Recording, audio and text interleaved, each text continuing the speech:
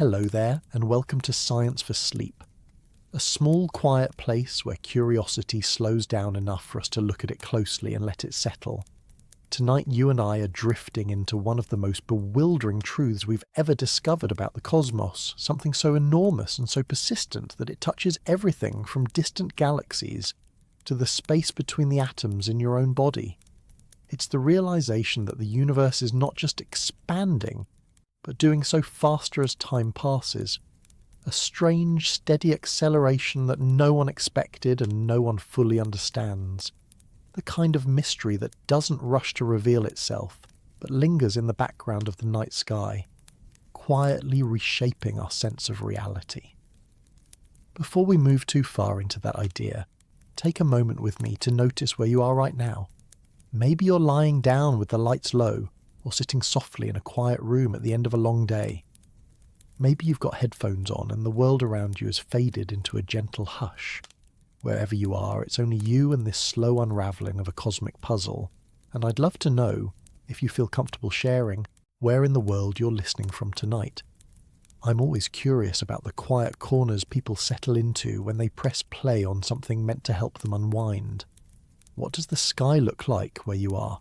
Is it bright with city lights or dark enough that you can see a few stars? If you find this kind of calm exploration comforting, or if the gentle flow of ideas keeps you company while you settle in for the night, I'd be grateful if you gave the video a like or subscribed. It helps this quiet little space reach others who might also enjoy learning something soothing at the edge of sleep. But there's no pressure at all. Just an invitation to stay connected if you want these peaceful wanderings to find their way to you more often.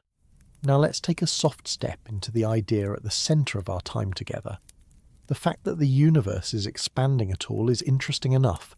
It means the galaxies are drifting away from each other, the distances between clusters of stars are stretching, and the fabric of space itself is slowly widening. But the real surprise, the one scientists stumbled upon with a mix of confusion and disbelief, is that this expansion is speeding up.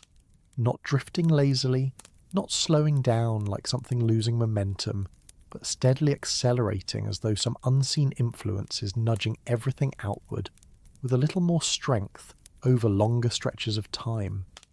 It's a curious thing to sit with, because the universe doesn't seem like something that should behave this way. Most familiar things slow down if nothing keeps pushing them forward. A ball rolls to a stop, a swing loses energy, a tossed object arcs and falls. Our everyday experiences don't include anything that naturally speeds up while spreading apart, so when astronomers first noticed the signs of acceleration, it didn't line up with what we expect from normal motion, and even now, decades later, we still don't know what's causing it. We've given the unknown influence a name, dark energy, but naming a mystery doesn't solve it. It only gives us a way to refer to something we're still trying to understand. To get comfortable with this idea, imagine watching a cluster of glowing lanterns drifting apart on a still lake. At first, they move away from each other at a steady pace. You'd expect that if nothing else touches them, they might keep drifting or slow slightly as the motion evens out. But imagine instead that the lanterns begin gliding apart faster and faster as time goes on, with no visible force at the surface of the water explaining why. It would make you question the lake itself, the way it behaves, and whether something underneath is affecting the lanterns in a way you can't see directly. That's a bit like the puzzle of the accelerating universe. The lanterns are galaxies, the lake is space-time, and whatever's causing the acceleration is hidden beneath the surface. But unlike a lake, space-time isn't something we can skim our hand across or stand beside.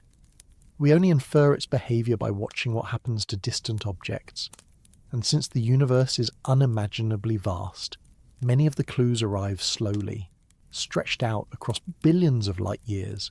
Each faint signal from a distant star or galaxy carries with it a quiet message about the way the universe behaved long before Earth even existed. When those signals show that galaxies farther away are moving faster than galaxies closer to us, it hints that the expansion wasn't always the same. Something changed. Something began pushing harder. The discovery didn't arrive all at once or with dramatic fanfare. It came in the form of measurements, graphs, and subtle patterns of light. Scientists studying distant supernovae noticed that the light reaching us was dimmer than expected, not because the stars themselves were unusually faint, but because they were farther away than predicted based on how fast the universe should have been expanding according to earlier theories. Those measurements implied a surprising conclusion. The expansion must have been getting faster over time, stretching the distance more than anyone anticipated. It's strange to think about these things in the quiet hours of the night. The idea that while you're listening, the universe continues widening at an accelerating pace, even in this very moment. Galaxies drift a little farther, clusters shift apart. The space between everything expands at an almost imperceptible rate. It's not something we feel or see or sense in any personal way. Your room doesn't stretch. Your chair stays the same size. At human scales, the effect is so tiny that it has no influence on your everyday life. Yet when you look across distances measured in billions of light years, the change becomes impossible to ignore. The scale of the cosmos amplifies subtle things into grand ones.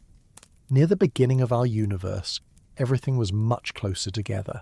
Matter clumped, stars ignited, galaxies formed and collided, sculpting the structures we see now. Gravity was the dominant force shaping these early moments, pulling things inward, forming clusters, gathering dust into stars. With so much matter packed together, it would be natural to assume that gravity should slow expansion down over time. In fact, that was the expectation for many decades. The universe may expand for a while, the thinking went, but eventually gravity might slow it, maybe even pull it back inward, depending on how much matter existed. The idea of the universe speeding up was so far from the expected path that it took careful, repeated observations to convince people it was happening. And yet the evidence grew. More supernovae were studied, more distant galaxies were measured, more light curves matched the same unusual pattern. The acceleration wasn't a mistake or an illusion, it was a feature of the cosmos itself. So here we are, living in a universe that doesn't simply expand but does so at an increasing rate, driven by something that has no direct detection, no clear explanation, and no easy analogy. Dark energy isn't something we can point to or observe directly. It's inferred from the behaviour of space, a kind of placeholder for an unmeasured cause. It's the name we give to an unknown that pushes everything outward. As we move deeper into this topic, we'll take things slowly, one idea at a time, because the story of the accelerating universe is not something that demands urgency. It's a broad, steady stream of discoveries and theories that can be explored in a relaxed way. We'll look at how the expansion first came to be noticed. We'll examine what redshift tells us about the movement of galaxies. We'll explore why the acceleration surprised scientists, what dark energy might be, and how its presence affects the future of the cosmos. And through all of that, we'll continue to keep the pace soft and unhurried, letting each thought stretch into the next without collapse or rush. For now, it's enough to rest in the opening idea. The universe is expanding faster over time, quietly, steadily, without any sign of slowing. A silent widening that shapes everything from the distribution of galaxies to the ultimate fate of all structures in existence. And as we follow the story further, we'll see how this simple observation leads to deeper questions about what the universe is made of, how it began, and what it might become far into the future. When you first hear that the universe is expanding, it might seem like an interesting but distant fact, the sort of thing that sounds impressive but doesn't quite connect to anything you experience in your daily life. Then you learn that not only is it expanding, but it's doing so faster as the years pass, and suddenly the idea becomes far more puzzling. A universe that expands is one thing. A universe that speeds up while doing it is something else entirely. It introduces a small knot of curiosity.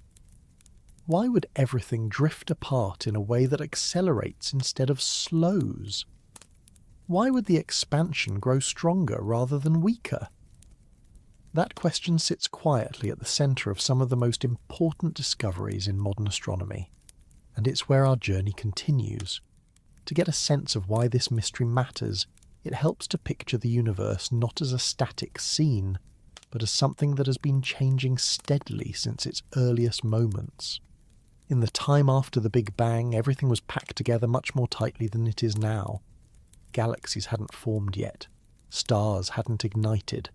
Space was hot, dense, and expanding rapidly. As it stretched and cooled, the matter within it began to clump together under the pull of gravity. Over millions of years, regions of slightly higher density became nurseries for the first stars. Clouds of gas, drawn together by their own mass, ignited into the earliest points of light. From there, galaxies began forming, merging, and shaping the cosmic structures we see today. That early stage sets up an expectation. If all the matter in the universe pulls on all the other matter through gravity, then the expansion should gradually slow down. The gravitational attraction between galaxies should act like a gentle brake. Not enough to pull everything inward again unless there was huge amounts of mass, but enough to reduce the rate at which galaxies drift apart. For a long time that was the assumption. It seemed reasonable based on everything we knew. Gravity pulls things together. The universe expands outward. The two effects should work against each other, and over time the outward motion should slow. But the universe didn't agree. Instead of slowing, it began doing something unexpected.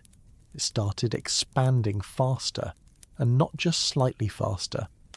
The acceleration was clear, steady, and measurable, a kind of widening that revealed itself in the way light from distant objects reached us. The first hints of this came from studies of distant supernovae. These brilliant explosions, which mark the end of a massive star's life, act as useful beacons. Because they release a predictable amount of light, astronomers can measure how bright they appear to us and determine how far away they are. When two different groups of researchers studied these supernovae in the late 1990s, they found something unusual. The light was dimmer than expected. That meant the stars were farther away than anyone predicted based on a universe that was slowing its expansion. The only explanation that made sense was that the expansion had been speeding up for billions of years. This wasn't something people were looking for. The goal was to measure the slowing. Instead, they found the opposite. The data pointed toward a universe that had been accelerating for a long time. It wasn't a small adjustment. It was a major shift in our understanding of how the cosmos behaves. The idea that the universe could speed up didn't match what gravity alone would allow. Gravity always pulls. If the only major influence were mass, then the expansion would slow. But it wasn't slowing. Something else had to be happening. This something else is what we refer to as dark energy. Not because we know what it is, but because we don't. The name is a placeholder that acknowledges the unknown nature of whatever is causing the acceleration. It isn't ordinary matter. It isn't dark matter. It isn't radiation. It seems to be something woven into the structure of space itself, something that doesn't thin out as the universe expands, something that keeps applying the same push no matter how much space stretches. When people first hear the term dark energy, they sometimes imagine it as a kind of substance filling the universe. But that's not quite what the idea suggests. It's more accurate to think of it as a property of space rather than something floating in it. Space isn't empty in the way an untouched vacuum seems. Even the emptiest regions contain fields and fluctuations that have effects we don't fully understand. Dark energy might be tied to these deeper properties. It could be something built into the very geometry of the cosmos. The strange part is that the more space there is, the more of this unknown influence exists. And since the universe keeps expanding, there's more and more space over time. If dark energy remains constant in its density, then the total amount of it grows as the universe grows. That means the accelerating push becomes more influential the larger the universe becomes. In earlier times, when matter was packed more closely together, gravity had a stronger effect relative to this mysterious influence. As everything spread out, gravity weakened, and dark energy began to dominate, slowly making the expansion speed up. This picture creates a different way of thinking about the universe. Instead of imagining everything drifting apart in a way that should naturally decelerate, we have a cosmos in which the expansion pushes itself forward more aggressively as time goes on. It isn't a runaway effect, but it is steady, measurable, and consistent with observations. And it raises a simple but profound question. Why is the universe built this way? Before the acceleration was discovered, many scientists considered the possibility that the universe might one day slow enough to stop expanding entirely. There were models where the expansion could halt and reverse, causing everything to collapse inward in a distant future. Others suggested the expansion might continue forever, but at a decreasing rate. The discovery of acceleration made both ideas unlikely. Instead, it pointed toward a universe that becomes more stretched, more spacious, and more diffuse over time. Not in a sudden or dramatic way, but slowly, steadily, almost quietly. It's interesting to think about the way such a discovery changes the way people imagine the future of the cosmos. Instead of a universe that might one day pull itself back together, or even coast in a stable way, we see a universe that drifts further apart in an accelerating manner. Galaxies that are already far from each other will become more distant. Clusters that are gravitationally bound will stay together, but anything not held by gravity will eventually slip beyond our reach. The night sky that looks so full to us now may gradually empty over unimaginably long timescales, not because stars vanish, but because the space between everything grows so wide that light may never bridge the gap. And yet, even with this quiet but powerful acceleration occurring all around us, nothing about your immediate surroundings changes. The expansion only affects distances on very large scales. Within galaxies, gravity is strong enough to keep stars bound. Within solar systems, gravitational attraction easily overwhelms the influence of dark energy. Even at the scale of galaxy clusters, the structures remain held together. So while the universe expands faster, your home, your world, and your experience remain unchanged by this effect. It's something that plays out on scales so large and over time so long that we don't sense it directly. We only know about it because of the faint light that reaches us from far beyond our own galaxy. Thinking about this slow widening brings up another interesting question. If the universe is accelerating now, was it always doing so? The answer appears to be no. In the early universe, matter and radiation were far more influential than dark energy. They pulled together strongly, shaping the formation of stars and galaxies. The acceleration only began once the universe had expanded enough that the matter was sufficiently spread out. Before that, gravity dominated. Later, dark energy took over. This shift from deceleration to acceleration marks a turning point in cosmic history, though it unfolded so gradually and over such long spans of time that nothing dramatic happened at any particular moment. There was no sudden change in the night sky, no visible sign. The universe simply eased into a new mode of expansion. It's also interesting to reflect on how all of this depends on the way we interpret observations. When astronomers study the universe, they can't watch galaxies move in real time. Everything is too far. The motion is too slow. Instead, they rely on light that has been travelling for billions of years. That means they see galaxies as they were long ago. A distant supernova might show us how the universe behaved 6 billion years in the past. Another might show conditions from 9 billion years ago. By comparing many of these distant sources, scientists piece together a timeline. They can tell when the universe's expansion slowed and when it began to speed up. The quiet part of this mystery is that all of these conclusions come from tiny differences in brightness, from small shifts in the wavelengths of light, from measurements that require great care and patience. There's nothing loud or dramatic about the signals themselves. They're faint, distant, and subtle. And yet, from these faint clues, the entire story of cosmic acceleration emerges. You might wonder why this expansion, even if accelerating, should matter to us. After all, if it doesn't affect the scale of planets, stars, or everyday life, What does it change for anyone here? The answer lies in the way it shapes our understanding of the universe. When something as fundamental as expansion behaves differently than expected, it suggests that there are aspects of reality we haven't yet understood. Dark energy, whatever it turns out to be, might reveal a new part of physics. It might connect to quantum fields or something we haven't imagined yet. And the acceleration of the universe may be telling us that space itself has properties we don't fully grasp. This realization changes the way we think about fundamental questions. What is space? What does nothingness truly contain? How do the forces of nature work together on the larger scales? The accelerating universe touches all of these questions. It is not only an observation about how galaxies move, it's a sign that the underlying structure of reality has layers we haven't peeled back yet. In a way, the mystery isn't loud or urgent. It's a slow puzzle, one that scientists have been working on for decades and will likely continue exploring far into the future. Every new measurement adds a piece.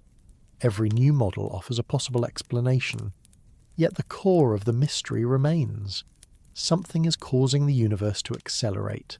Something is counteracting gravity on the larger scales. Something is influencing the entire cosmos at once. Long before anyone suspected that the universe was stretching, long before telescopes were powerful enough to detect distant galaxies, people assumed the night sky was fixed. The bright points of light overhead seemed steady and unchanging.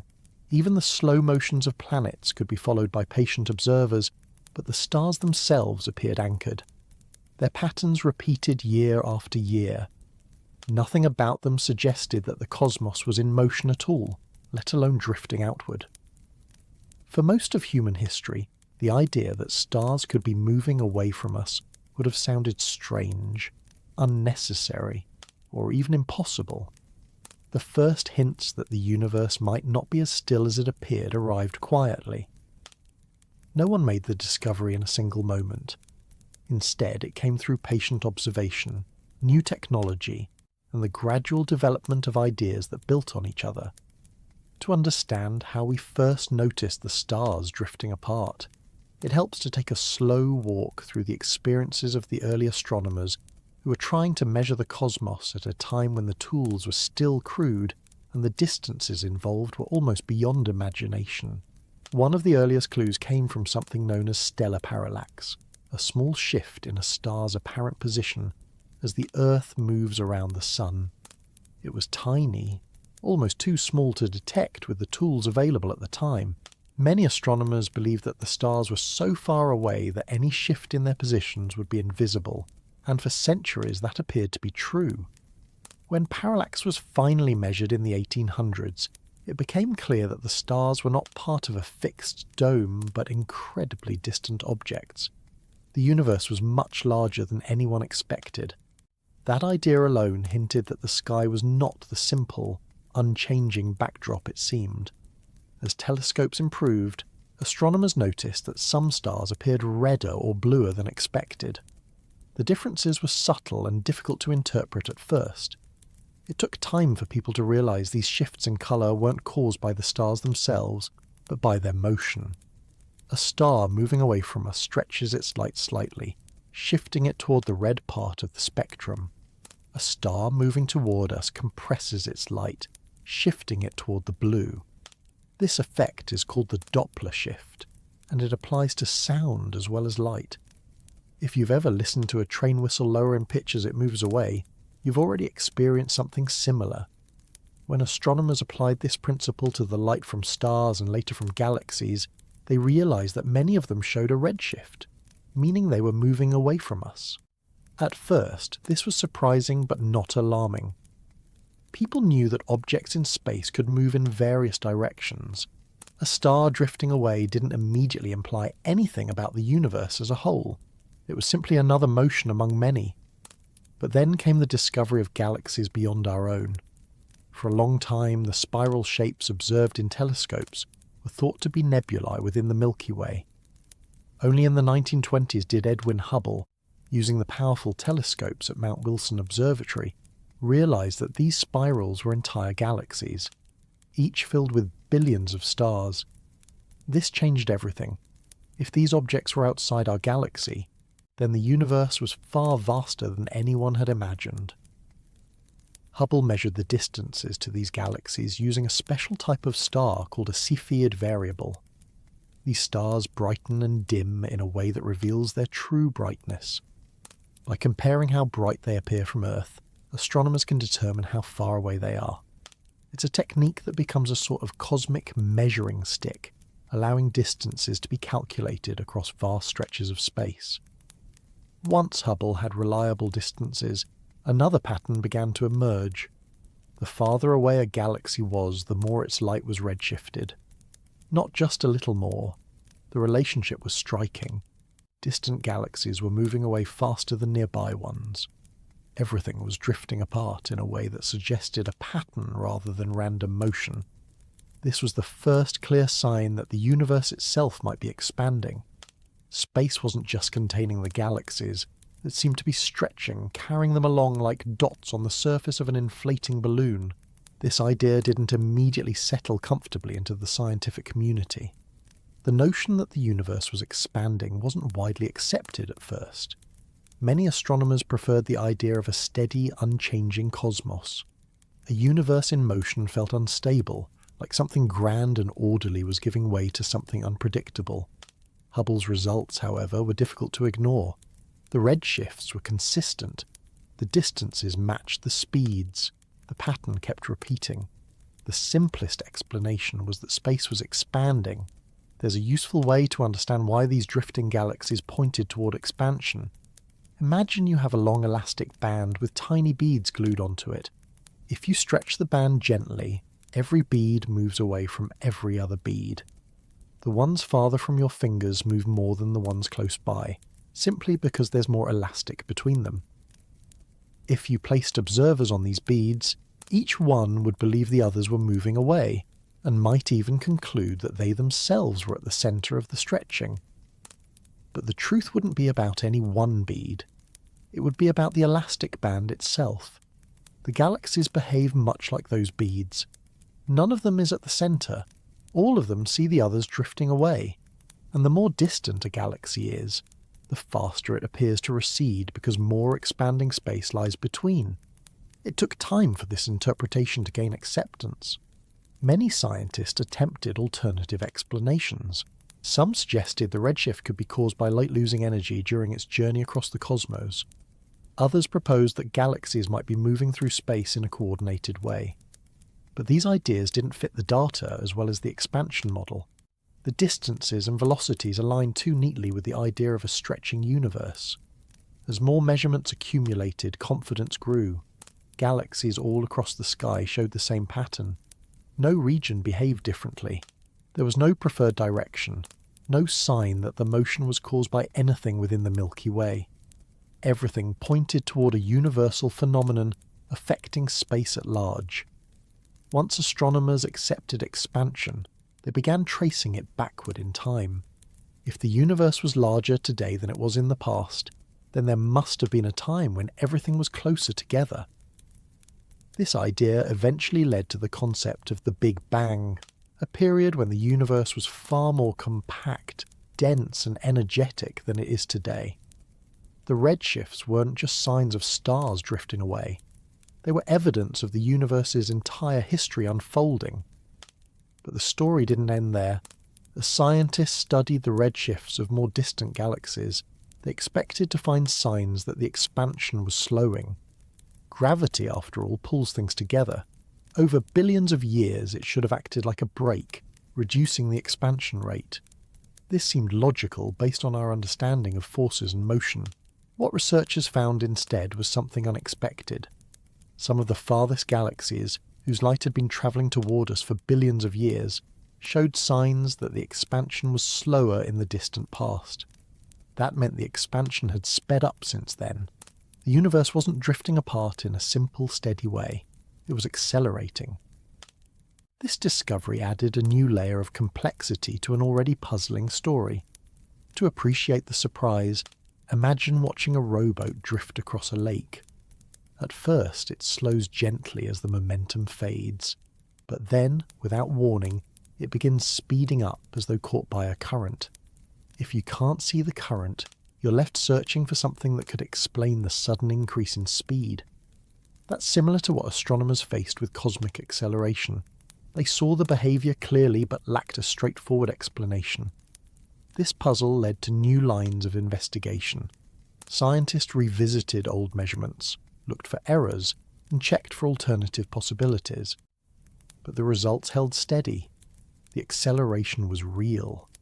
And so the idea of dark energy entered the scene, not as a complete solution but as a necessary placeholder.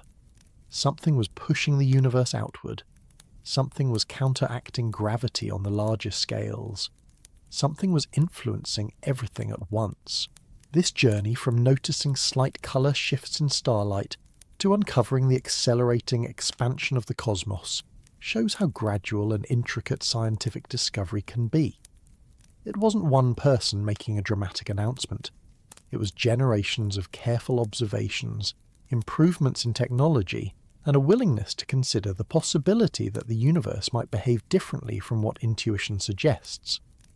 Through all of this, the drifting of galaxies became a key piece of evidence. The redshifts weren't just subtle colour variations, they were messages from the cosmos, hints about the structure of reality. The galaxies weren't moving through space in the usual sense. Space itself was stretching, carrying them along. It's interesting to reflect on how this understanding changes the way we think about our place in the universe. Instead of imagining ourselves in a fixed, static environment, we begin to see ourselves as part of a dynamic, evolving cosmos. The night sky becomes less of a backdrop and more of a living record of motion, history, and change. Even though the stars look motionless to the eye, their light tells a different story. The universe is not fixed. It never was. The distant galaxies drift away slowly, steadily, following a pattern that stems from the nature of space itself. These discoveries also highlight how much of what we know relies on interpreting faint signals. A small shift in a star's colour, measured with great care, can reveal motion across unimaginable distances. A dimmer than expected supernova can indicate that the universe has changed its behaviour over billions of years. Tiny things add up to large insights. Knowing that galaxies drift apart helps us understand why the universe looks the way it does. It also sets the stage for deeper questions. What is dark energy? How does it shape the future of the cosmos? What does it tell us about the fabric of space-time? When people first hear the word redshift, it can sound like a technical term meant for astronomy textbooks, rather than something connected to the gentle flow of ideas you might settle into at the end of a long day. But redshift is actually one of the simplest and most useful clues we have for understanding how the universe behaves. It explains how we know that distant galaxies are drifting away. It describes how the stretching of space affects the light that travels through it. And it quietly bridges the gap between what we can see in the night sky and the much larger story unfolding across billions of light years. To begin making sense of it, all you need is the idea that light behaves like a wave. Even though it doesn't feel like a wave when it touches your eyes, it has crests and troughs, much like ripples on water. The distance between these crests determines whether light appears blue, red, or somewhere in between. Shorter wavelengths appear more blue. Longer wavelengths appear more red. This property lets astronomers treat light as a messenger, carrying information about the source that produced it, and the space it has travelled through. The same way a sound shifts when its source moves, light shifts when the object emitting it moves relative to you. If something moves toward you, the waves get slightly compressed, pushing them toward the blue end of the spectrum. If something moves away, the waves stretch, shifting the light toward red. This is the Doppler effect, and you experience a version of it every time a vehicle passes by with its pitch lowering as it moves away. Light doesn't make sound, but the principle is similar enough that the analogy helps. When astronomers examined the light from distant galaxies, they found that the wavelengths were stretched toward the red end of the spectrum. This meant the galaxies were moving away from us. At first, this seemed like an interesting observation, but not necessarily a sign of anything universal. After all, objects in space can move for many reasons. But as more measurements accumulated, a pattern appeared. Galaxies in every direction, near and far, all showed redshifts, and not only that, but the farther away a galaxy was, the more its light was stretched. This wasn't random drift. It was a consistent relationship that suggested something much larger was going on. This is where the idea of cosmic stretching enters the picture.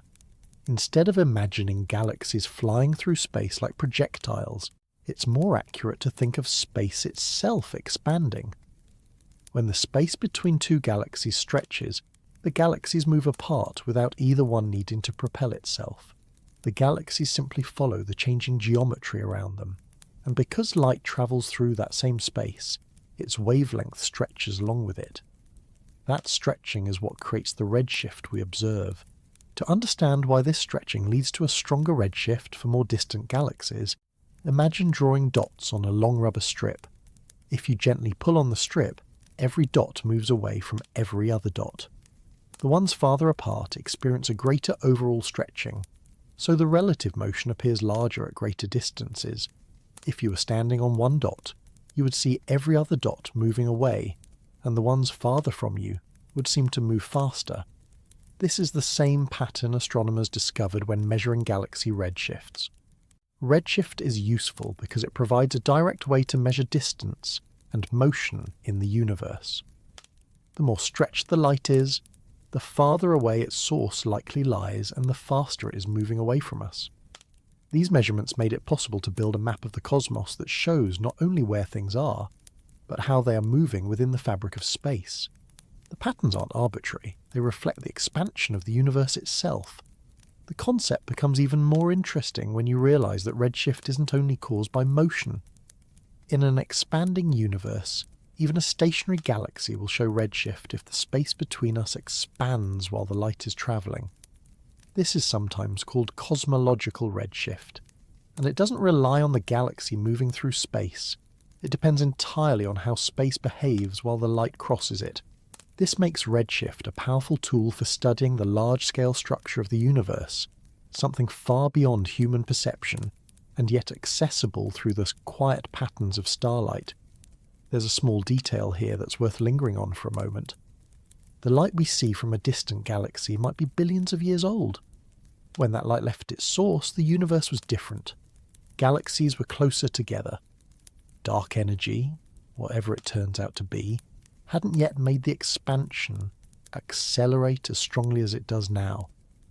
The light then spent billions of years travelling through space that kept stretching. By the time it reaches Earth, its wavelength has been pulled longer by the cumulative effect of this expansion. That long journey gives us a glimpse into the past. Each redshift measurement is like opening a small window into a different era of the universe. Because of this, redshift is not just a measurement of motion, it's a record of time. The greater the redshift, the farther back into cosmic history we are looking.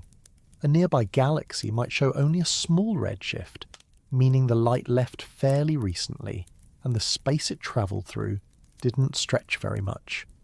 But a very distant galaxy could show a large redshift, indicating that its light began its journey long ago, and that the universe has expanded significantly since then. One of the reasons redshift is such a valuable part of astronomy is that it allows us to create a timeline of cosmic events. By examining the redshifts of galaxies at various distances, scientists can reconstruct how fast the universe was expanding at different stages. This is how researchers first discovered that the expansion is accelerating. By comparing distant supernovae, which show the universe's behaviour billions of years ago, with closer ones that tell us how it behaves now, they found that the expansion rate has changed. Redshift was the tool that revealed this shift. Another important element in this story is the idea that redshift increases not only with distance, but also with the amount of time the light has spent travelling through expanding space. This gives rise to what's called the Hubble-Lemaitre law. It describes how the velocity of a galaxy's recession is proportional to its distance from us. Even though the galaxies themselves aren't pushing outward with engines or rockets, The space between them increases at a steady rate, making it seem as though they are rushing away. The law originally appeared as a straight line on a graph plotting velocities against distances. The farther away a galaxy was, the greater its apparent velocity. This was not a coincidence. It was a sign of uniform expansion. Nothing in the graph singled out a specific centre. Instead, it implied that expansion looks the same from every location. Any observer in any galaxy would see the same pattern. This idea can feel counterintuitive at first, but it becomes clearer when you consider that expansion affects all of space equally. This doesn't mean the universe expands at the same rate everywhere. Local areas bound by gravity, like galaxies or clusters, don't grow. The pull of gravity within them is strong enough to resist the expansion. But on large enough scales, beyond the reach of gravitational binding, the stretching of space becomes noticeable. It quietly carries galaxies away from one another without disrupting the structures that remain held by gravitational attraction. It can be helpful to pause and really picture this difference. Your home, your planet, and your solar system aren't affected by cosmic expansion because their structure is stable. Gravity dominates at those scales. But between galaxies, where distances are enormous and gravitational connections are weak, the expansion becomes the dominant influence. The redshift of distant starlight is the signature of that influence. Sometimes people wonder why the universe expands at all, or why redshift should be tied to expansion instead of simple motion. The answer lies in the uniformity of the observations. If galaxies were simply moving away through space, we might expect to see some patterns or directional biases.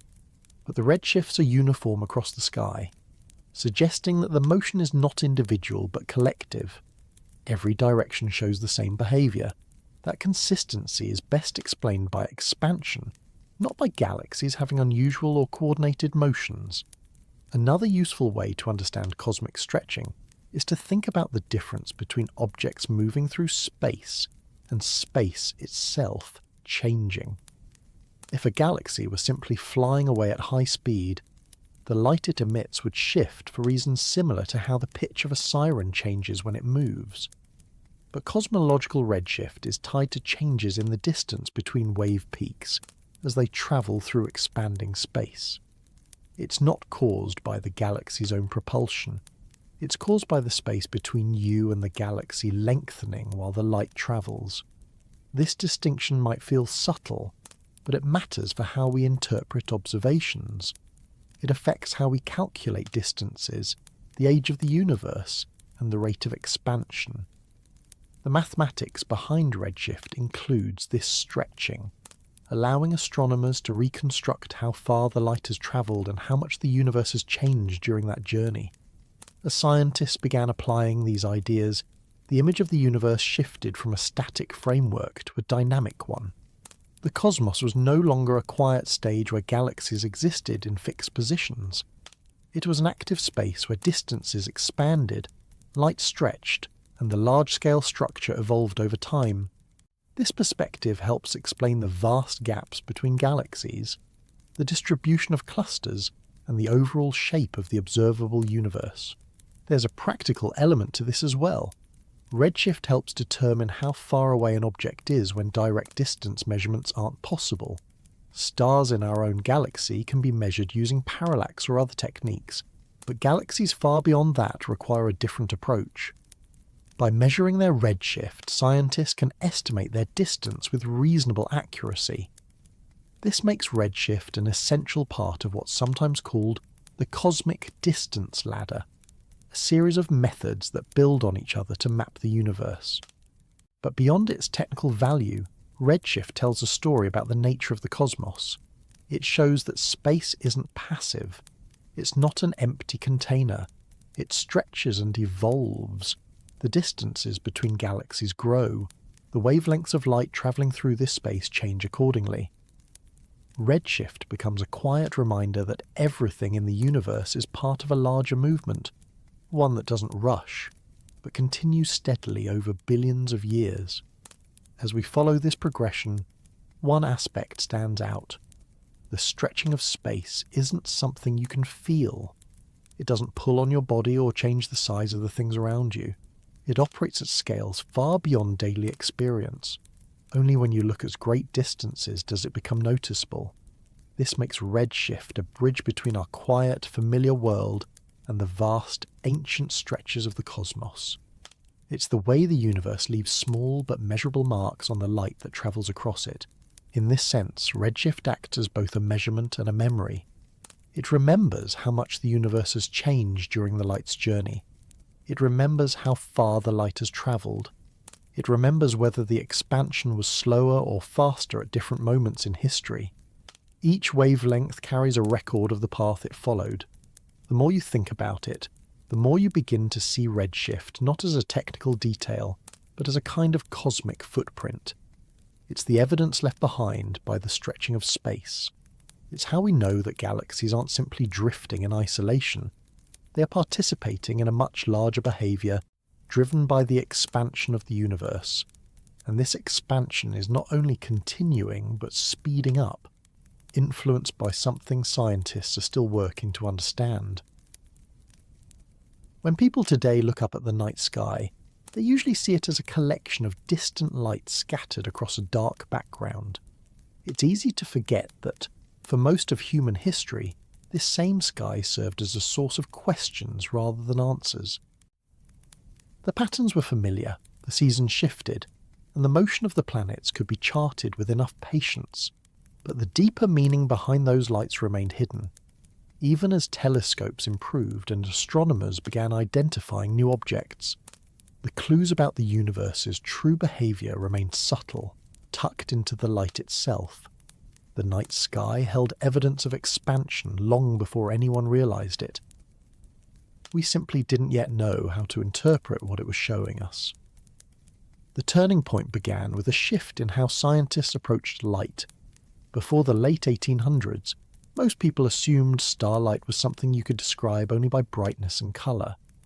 But with the development of spectroscopy, the technique of spreading light into a spectrum, astronomers discovered that light carries detailed information about its source. When starlight is split into its component wavelengths, it forms a pattern of colours interrupted by thin, dark lines. These lines represent specific chemical elements. Hydrogen, helium, calcium, iron, and others all leave characteristic marks. In a way, each star reveals its composition through these lines. As instruments improved, researchers noticed that in some cases these lines weren't exactly where they should be. When the same chemical signature appeared in laboratory conditions, the pattern of lines was in a certain position. But in starlight, the lines sometimes appeared slightly shifted, either toward the red end or the blue end of the spectrum. At first, these shifts were small enough to be dismissed as measurement errors or quirks in the equipment. Only later did the pattern become too consistent to ignore. These shifts weren't random. They followed a principle similar to the way sound changes when something moves relative to you. This discovery wasn't immediately tied to the universe's behaviour. Instead, it was first understood as a way to measure the motion of stars. A star moving toward Earth would show a slight shift toward blue. A star moving away would show a shift toward red. It was a practical application that allowed astronomers to track speed and direction with much more precision. But no one suspected at that point that these shifts held clues to the nature of the entire cosmos. The next major step came from observing objects far beyond the stars in the Milky Way. Before scientists understood that galaxies existed outside our own, certain faint cloudy patches in the sky were thought to be gas clouds or star clusters. When telescopes revealed spiral structures in some of these patches, curiosity grew, but it took careful study to determine that these spirals were not part of the Milky Way at all. They were separate galaxies, each containing billions of stars. The realization that the universe held countless galaxies was astonishing, but it also opened the door to new questions. Once those distant galaxies became identifiable, astronomers began applying spectroscopy to their light.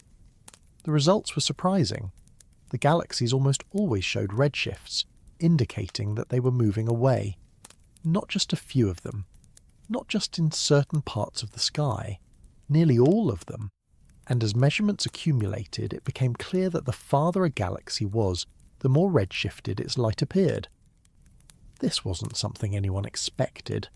The night sky, which for centuries had been treated as static, was showing evidence of motion everywhere. One of the reasons this discovery took so long is that the clues were never obvious. You can't see redshift with your eyes. You can't notice a galaxy drifting over a lifetime. Everything appears still because the distances are so vast and the changes so gradual. The clues were present all along, locked in the fine details of starlight. Without spectroscopy, they would have remained invisible. The sky didn't change. Our ability to read it did. The light from galaxies didn't just show motion. It revealed something more subtle. The wavelengths were stretched more than expected for the speeds involved. This led to the understanding that the shifting wasn't simply caused by galaxies moving through space. The expansion of space itself was affecting the light. Every beam of light travelling through the cosmos was being gradually stretched as the universe expanded. The night sky was filled with these stretched signals, but the idea wouldn't make sense until people learned how to interpret them. Even before the concept of expansion took shape, there were signs that the universe was larger and more complex than earlier generations believed. The discovery of variable stars offered important distance measurements. The mapping of nebulae showed new structures within the Milky Way. Observations of star clusters revealed age differences that didn't fit easily with a static universe. All these clues were scattered across the sky, each one offering a small hint, but none forming a complete story on its own. People tend to imagine scientific breakthroughs as sudden moments of realization, but in this case the understanding grew slowly. Early astronomers gathered more data without knowing the greater significance. They recorded spectra, positions, motions, and brightness measurements, all of which formed a foundation for future insights. The night sky was behaving in a way that didn't align with old assumptions, but no one knew yet how to connect all the observations into a single explanation. Another part of the puzzle came from studying how galaxies are distributed. Instead of being scattered randomly, galaxies formed clusters and superclusters.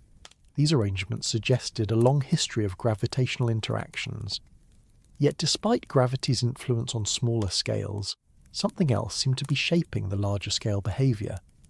If gravity were the only force acting over cosmic distances, then large structures might have slowed or collapsed long ago. Instead, they continued drifting apart. The structures themselves were gravitationally bound, but the space between them kept widening. The night sky was telling a story of expansion long before anyone recognized it. The clues were embedded in patterns of motion and in the stretching of light. They were hints hidden in data sets that didn't yet have a framework for interpretation. When Edwin Hubble and others finally assembled the pieces, the picture became clear. The universe was expanding. Suddenly all those scattered clues aligned.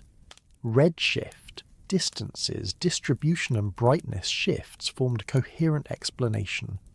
This new interpretation transformed every observation that came afterward. Instead of seeing galaxies as isolated objects, astronomers began viewing them as part of a dynamic structure shaped by cosmic expansion. The night sky became a record of change rather than a static arrangement. Every point of light offered information about its distance, its past, and the space it travelled through. The idea that galaxies were drifting apart became not just a conclusion, but a fundamental part of how we understand the cosmos. In this expanded understanding, redshift plays a central role. It isn't merely a sign of motion. It reflects the stretching of space itself. Light entering a telescope carries the imprint of the universe's history. It tells us how space behaved while the light was in transit. Even when a galaxy emits light with a certain wavelength, the expansion alters the signal by the time it arrives. This ongoing stretching gives each observation a built-in reference to the universe's changing state. One of the reasons the night sky is such a rich source of information is that light travels at a finite speed. This simple fact allows us to see different parts of the universe as they were at different times. A galaxy a billion light-years away is being observed as it was a billion years ago. Light from even more distant galaxies shows us an even earlier period. The night sky becomes a timeline, not just a spatial arrangement. And redshift helps decode where each object sits along that timeline. Before astronomers understood this, the idea of looking back in time simply didn't come up. People saw stars as contemporary objects. They didn't consider that the light reaching them had been travelling for so long that it carried the history of the universe. Once this idea became clear, the night sky turned into a detailed archive. Every faint glow, every spectral line, every measured shift revealed not just distance but age. The clues had always been there in the starlight. It only took the right tools to recognise them. Another factor that made interpretation difficult in earlier eras was the assumption that the universe was static. This belief wasn't just a preference, it was tied to centuries of philosophical ideas. If the universe is unchanging, then any observed motion must be small or local. The idea that everything could be drifting apart on a grand scale didn't fit comfortably with this worldview. Even Albert Einstein initially added a term to his equations to keep the universe static. Only later did he acknowledge that the equations naturally described an expanding universe without needing adjustment. This resistance to the idea of expansion meant that many early clues were overlooked or dismissed. Redshifts were seen as motions within a fixed universe rather than signs of something more fundamental. Distance estimates were debated. The apparent faintness of distant galaxies was attributed to various causes before expansion was considered. The sky was rich with evidence, but interpretation lagged behind observation. As scientists revisited earlier measurements with new perspectives, they began to understand the full meaning of what they had observed. The universe was not only expanding, but had been doing so for billions of years. The night sky, once seen as stable, became a record of continuous change. Each galaxy offered a point on the curve of cosmic evolution. Redshift became a tool for mapping not just where things are, but how the universe has moved and grown. The ability to read these clues changed how astronomers approached research. Instead of assuming that the universe behaved in predictable, steady ways, they began looking for patterns that indicated evolution. They studied galaxy formation, star life cycles, and the growth of cosmic structures. The night sky became a laboratory for understanding how the universe reached its present state. The clues, once overlooked, became essential. Even now, the night sky continues to reveal new information. Advanced telescopes gather data at wavelengths humans cannot see. Space-based observatories measure redshifts with precision far beyond early instruments. We can now detect galaxies from the universe's earliest periods, long before the Milky Way formed. The clues hidden in their light help refine models of cosmic expansion, dark energy, and the large-scale behaviour of space. There's a quiet satisfaction in knowing that these insights came from patient attention to faint signals. Nothing about the night sky shouted the truth. The stars didn't move visibly. The galaxies didn't announce their distances. The clues were embedded in tiny shifts in light, waiting for someone to notice. The universe didn't hide its behaviour. It simply revealed it slowly, in ways that required careful study. The idea that galaxies could be moving away from us was already surprising when it first appeared, but what came next was even more unexpected.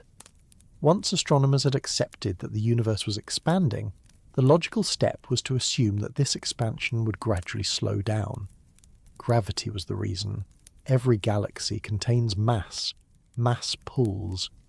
Over time, the collective gravity of all matter in the universe should work against the expansion. Even if the universe continued spreading out, the rate should weaken little by little. That was the assumption guiding many discussions in cosmology for decades. But as new observations came in, something unusual started showing up in the data. The slowing wasn't there. Instead, the opposite pattern emerged. The expansion rate wasn't decreasing, it was increasing. The galaxies weren't simply moving apart, they were speeding up as the universe grew older.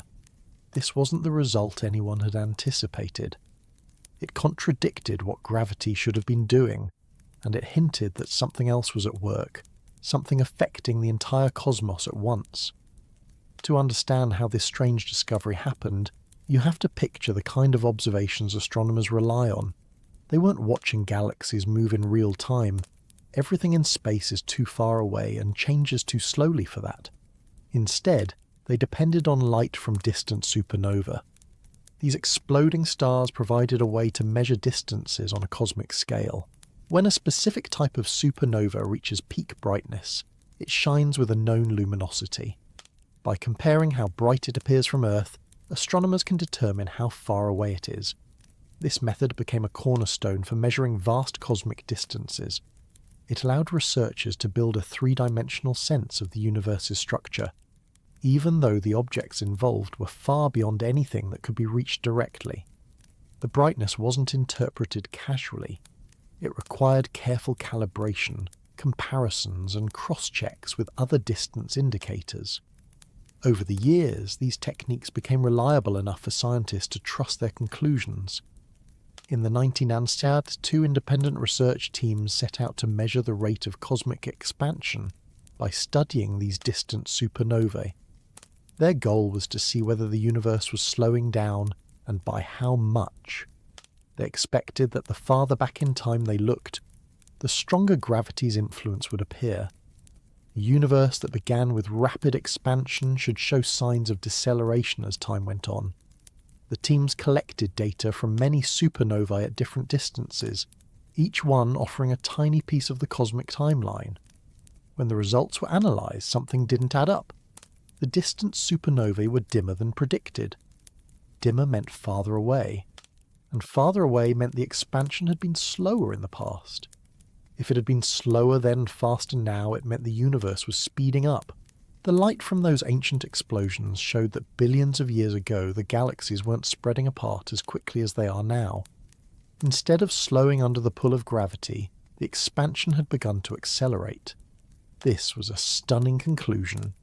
It suggested that some unknown influence was pushing galaxies outward. Researchers rechecked their data, recalculated distances, and examined every possible source of error. But both groups, working independently and unaware of each other's results, had reached the same answer. The acceleration was real. The surprise wasn't just scientific. It challenged long-held expectations about how the universe should behave. A universe that slows down feels intuitive. Throw a ball and it slows. Send a spacecraft into space and it eventually drifts with less momentum unless something pushes it. Even the expansion itself had seemed like a leftover effect from the early universe. But a universe that speeds up without any external force didn't match familiar patterns. The only explanation that fit the data was that something was acting against gravity. This mysterious influence wasn't just cancelling gravity in some regions, it was dominating the expansion across the entire universe. And because it couldn't be explained by any known form of matter or energy, it received a placeholder name: dark energy. At first, dark energy wasn't a theory, it was simply a label for whatever was causing the acceleration. No one knew what it was made of, or how it worked.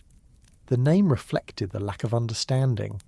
It was as if the universe had revealed an unexpected behaviour, and scientists needed a new term just to describe the effect. One of the most puzzling aspects of this discovery is that dark energy doesn't weaken as the universe expands. Most forms of matter and radiation become less dense as space grows. Spread a gas out and it thins. Spread light out and it becomes less concentrated. But dark energy appears to stay constant in its density. That means as the universe grows, dark energy occupies more total space, increasing its overall effect. It's similar to filling a room with something that always remains equally dense, no matter how large the room becomes. The more space there is, the stronger the influence becomes when compared with gravity, which weakens over distance. This property helps explain why the acceleration started relatively late in cosmic history. In the early universe, matter was dense. Gravity dominated, galaxies formed, clusters emerged. The structures we see today were shaped by the pull of mass. But as the universe expanded and matter became more spread out, gravity's influence weakened. Once enough space had stretched out, dark energy's effect became stronger by comparison. Eventually it overtook gravity on the larger scales and began to accelerate the expansion. This happened billions of years after the first stars formed. Nothing abrupt marked the transition. It was a gradual shift as the balance of influences changed over time. If this was simply a matter of galaxies moving faster, the data wouldn't show such a uniform pattern. Instead, the acceleration appears everywhere, affecting all regions of space equally. This uniformity strongly suggests that dark energy is a property of space itself. It isn't something sitting in particular locations. It doesn't clump like matter or accumulate in structures. It acts evenly across all of space at all times. This uniform behaviour is what makes cosmic acceleration so strange. Nothing else we know of behaves this way. Matter pulls inward through gravity. Radiation thins as it spreads. Dark matter influences structure but doesn't push anything outward. Dark energy, however, seems to apply a kind of steady outward pressure that becomes more significant as space expands. And because space continues to grow, this effect becomes increasingly noticeable. The idea didn't settle quickly. Many scientists were skeptical at first. It's a common part of science for new discoveries to face scrutiny, especially when they seem to contradict established expectations. Alternative explanations were considered. Perhaps the supernovae weren't as uniform in brightness as assumed. Maybe dust between galaxies made distant supernovae appear dimmer than they truly were. Perhaps the universe had a geometry different than the one being used for calculations. All of these possibilities were explored, tested, and compared with observations. None fit the data as well as the conclusion that the expansion was accelerating. Other measurements began to support the same picture. Observations of the cosmic microwave background, the faint afterglow of the early universe, contained patterns that matched a universe dominated by dark energy. Studies of galaxy clusters helped confirm it. Over the years, independent lines of evidence strengthened the conclusion. Even with this growing support, cosmic acceleration remains one of the most unusual and challenging discoveries in modern cosmology. It forces us to rethink how the universe works at the larger scales. Gravity had always been the main sculptor of cosmic structure. Now something else had joined the story, something more subtle but equally influential. The galaxies were drifting apart faster over time, and the night sky held the quiet but unmistakable signs of this change. It's interesting to consider the nature of discoveries like this. The acceleration of the universe isn't something anyone can feel or observe directly. It's not like a change in the weather or a shift in temperature. It's something detected through patterns in light that took billions of years to reach Earth. The signals are faint, the distance is immense, and the change is subtle. Yet from these small pieces of evidence a vast new understanding emerged. One of the reasons this discovery feels so unusual is that it suggests a different kind of behaviour for the universe than what intuition provides. Normally, motion slows when forces oppose it. A speeding car encounters friction. A thrown object loses momentum. Even planetary orbits follow predictable paths. The idea that something could expand more quickly without any clear source of energy or motion challenges these familiar patterns. The universe behaves on a scale where intuitive expectations do not always apply. This realization encouraged many new investigations.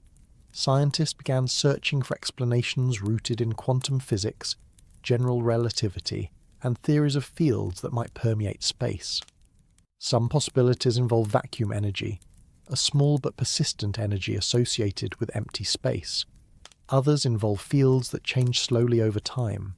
Some ideas explore the possibility of additional dimensions or new types of interactions. None of these ideas has yet provided a complete answer, but each one explores a different angle of the problem. What remains consistent across all models is the need to explain the observed acceleration. The galaxies genuinely are moving apart more quickly now than in the past. The expansion rate is not constant.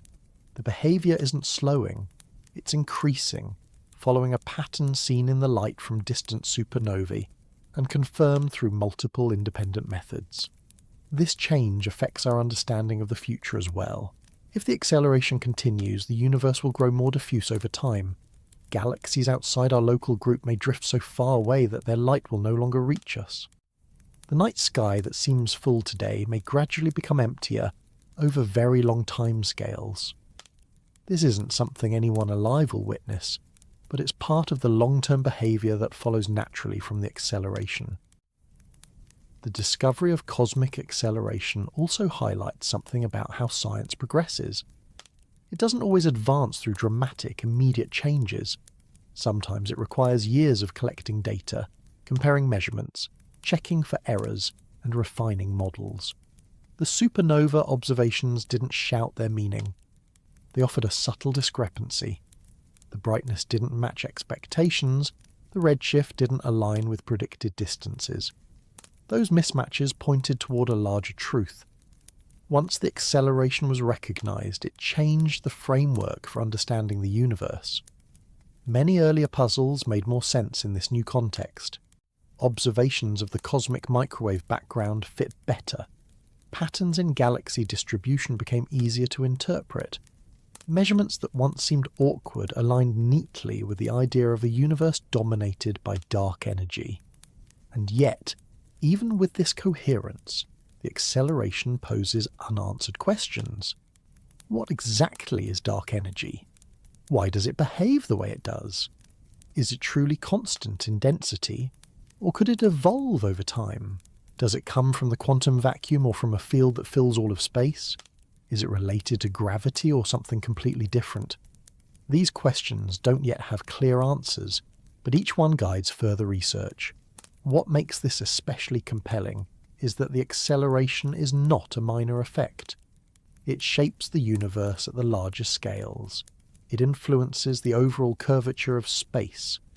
It determines the long-term behaviour of cosmic expansion. It affects how structures form and how galaxies move relative to each other. Something that does all of this must be fundamental, yet we still only know it through its effects, not through direct detection. As we continue through this exploration, this strange discovery becomes a key turning point. The universe's acceleration connects directly to redshift, to cosmic expansion, and to the mystery of dark energy. Each part builds on the last, and the story that emerges is one of a universe that doesn't act in the simple, slowing way people once assumed, but instead grows more expansive as time passes. Most ideas in science begin with something we can point to, measure directly, or observe without too much difficulty. Dark energy is unusual because it emerged from a gap in understanding rather than from a clear sign of its own existence. Scientists didn't detect it through a visible signal or a distinct pattern. They inferred it from a discrepancy. Something unexplained was influencing the universe. Something subtle but powerful had begun shaping the expansion in a way nothing else could account for. And although the evidence for this influence grew steadily, the nature of it remained hidden. To see how such an idea developed, imagine starting with the assumption that the universe should slow its expansion gradually over time. This assumption wasn't arbitrary. It came from the influence of gravity. Gravity pulls matter together. If the universe contains matter, and it does, then the expansion that began shortly after the Big Bang should weaken as billions of years pass. In a universe filled with stars, galaxies, gas and dark matter, gravity should act like a brake. It might not stop the expansion entirely, but it should slow it. This expectation became part of nearly every model of cosmic evolution for many decades. So when astronomers discovered that the expansion was not slowing, but accelerating, the entire framework had to be reconsidered. Nothing about ordinary matter or known forces could explain the acceleration. Something else had to be present, something with a consistent push that didn't weaken as space grew larger. What made this realization so striking is that dark energy does not match any familiar category. It isn't made of particles like the matter we see. It doesn't behave like radiation. It doesn't gather or clump in ways gravity can detect directly. Instead, it appears to act uniformly across all space and remains steady in its density even as the universe expands. This combination of properties makes it unlike anything else in the cosmic inventory. The name dark energy came later, after the behaviour was clear, but the underlying cause was not. The name itself doesn't explain anything. It simply acknowledges that whatever is responsible for the acceleration operates invisibly and affects the energy balance of the universe. The word dark reflects our lack of direct detection. The word energy hints at its influence on the expansion. Beyond those hints, the name describes the mystery rather than solving it. One interpretation of dark energy connects it to something called vacuum energy. In quantum physics, the vacuum isn't empty space. Instead, it contains constant fluctuations of fields, momentarily producing and annihilating particles that exist too briefly to observe directly. These fluctuations carry energy. The idea that empty space has energy might seem strange at first, but it fits within quantum theory. If space has energy, even in its emptier state, this energy might act as a pressure that affects the expansion of the universe. There's a challenge with this explanation, though. When theoretical calculations attempt to estimate the energy of the vacuum, the results tend to be far larger than what cosmic measurements allow. The observed amount of dark energy is extremely small. Theoretical estimates are enormously larger, off by many orders of magnitude. This mismatch suggests that our understanding of vacuum energy is incomplete. It might be related to dark energy in some way, but the connection is not settled. Another possibility involves a slowly changing field that fills all of space. In physics, fields aren't necessarily visible or tangible. They are mathematical descriptions of influences that exist everywhere. The best-known example is the gravitational field. Gravity doesn't require physical material to be present in every location. Its influence exists even in empty space. Similarly, dark energy might come from a field that has a constant or slowly varying value throughout the universe. Such a field could create a type of pressure that promotes expansion. If it changes only gradually, its influence might strengthen relative to matter and radiation as the universe grows older. This idea helps explain why cosmic acceleration began after billions of years rather than immediately after the Big Bang. In the early universe, matter was dense and gravity was dominant. As expansion spread matter apart, this new influence could rise in prominence. But even this explanation remains speculative. No direct detection of such a field exists. It remains an idea that fits some data but lacks a clear experimental signature. Scientists continue to explore it because it offers a potential framework, but more evidence is needed to confirm or reject it. The third avenue of investigation considers whether dark energy might not be energy at all, but instead a sign that our understanding of gravity is incomplete. General relativity, Einstein's theory of gravity, has been remarkably successful in explaining everything from planetary orbits to black holes. Yet it was developed long before the concept of cosmic acceleration. It's possible that on the larger scales gravity behaves slightly differently than the equations predict. If gravity weakens at extremely large distances or acts differently across vast expanses, this behaviour might mimic the effects attributed to dark energy. Researchers have proposed modified gravity theories to explore this possibility. Some of these models add extra terms to Einstein's equations. Others introduce new interactions or dimensions. None has yet proven to be a better fit than general relativity combined with dark energy, but the exploration continues. This line of inquiry recognises that the acceleration might signal a gap in the current framework rather than the presence of a new form of energy. It's a reminder that even well-tested theories can require adjustments when new evidence appears. What unifies these possibilities is that they all attempt to explain the same phenomenon: cosmological acceleration. Regardless of whether the cause is vacuum energy, a new field, or a modification of gravity, the goal is to account for the observed behaviour of galaxies drifting apart more rapidly over time. The search for an explanation continues because no model is fully satisfactory. Each offers strengths and weaknesses. Each matches some aspects of the data, but leaves others unresolved. This makes dark energy one of the most significant open questions in physics. It affects not only the current behaviour of the universe, but also its future. If dark energy remains constant in its density, the expansion will continue to accelerate. Galaxies will grow more distant. The light from faraway regions will stretch into wavelengths too long to be detected. Over unimaginably long periods, other galaxies may slip beyond our observable horizon. The universe will grow increasingly diffuse, and the structures we see today will become isolated within their own regions of space. If dark energy changes with time, the picture could look different.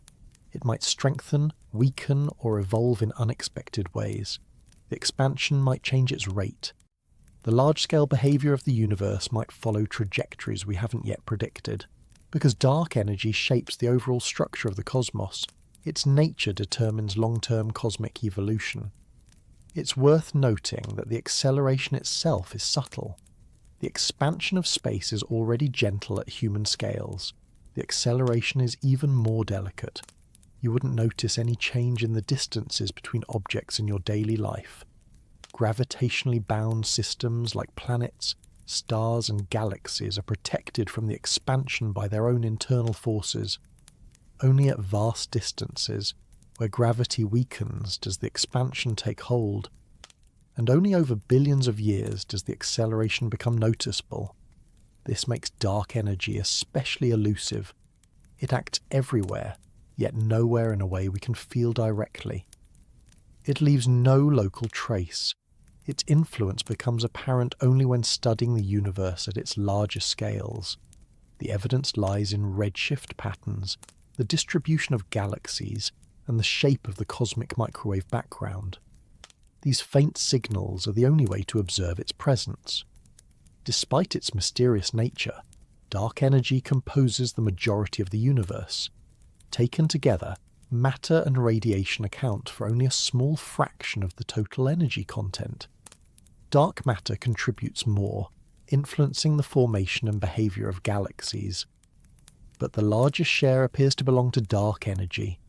This means most of the universe's energy budget is tied to something we don't understand. This realization changes how we view the cosmos. What we see, stars, planets, gas clouds, galaxies, is only a small portion of what exists. The visible universe is shaped by forces we do not yet fully grasp.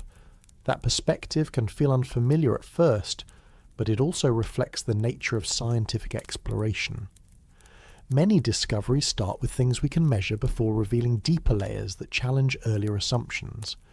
As research continues, new tools are being developed to study dark energy. Some rely on mapping the positions and motions of millions of galaxies. Others examine the effects of gravitational lensing, where light from distant objects bends around massive foreground structures. Some projects focus on measuring cosmic expansion with greater precision. Each approach offers a different angle on the same underlying mystery. The aim is to gather enough evidence to distinguish among the possible explanations. If the expansion rate changes in a particular way, it might support the idea of a slowly varying field. If certain patterns emerge in the distribution of galaxies, they might indicate whether gravity behaves differently at large scales. If measurements of the cosmic microwave background show particular features, they might strengthen the case for vacuum energy. The path forward is gradual. No single observation is expected to resolve the question entirely. Instead, progress will come from a combination of methods, each one narrowing the possibilities. This approach mirrors how the acceleration was discovered in the first place, through careful attention to multiple lines of evidence that point toward a shared conclusion. What stands out about dark energy is that it remains one of the quietest influences on the universe and one of the most significant. It doesn't reveal itself through direct interaction. It doesn't shine, pull, or collide. Yet it shapes the fate of everything. It determines how space expands, how galaxies move apart, and how the long-term history of the universe unfolds. Even though the name suggests something hidden, the influence of dark energy is evident in the way light reaches us from across the cosmos. The stretching of space leaves measurable marks. The accelerating expansion appears in every direction. The challenge is not detecting that something is happening. The challenge is identifying what the cause is. When most people hear the phrase empty space, they imagine nothing at all. A blank region without substance, activity or structure. A place where nothing is happening. This idea works fine for everyday experience. Air can seem empty. A quiet room can feel still. Even the spaces between objects in your home appear inactive. But on the scale of the universe, the concept of emptiness becomes more complicated. What seems empty isn't truly empty. What looks still isn't entirely still. And the deeper scientists looked into what space actually is, the more they realized it behaves in ways that are far from simple. One of the strangest parts of modern physics is the recognition that empty space has properties. It isn't a stage where events happen. It participates in the events. Space can stretch, bend, ripple, and expand. It can influence the motion of objects. It can carry energy. It can shift in ways that affect how light moves.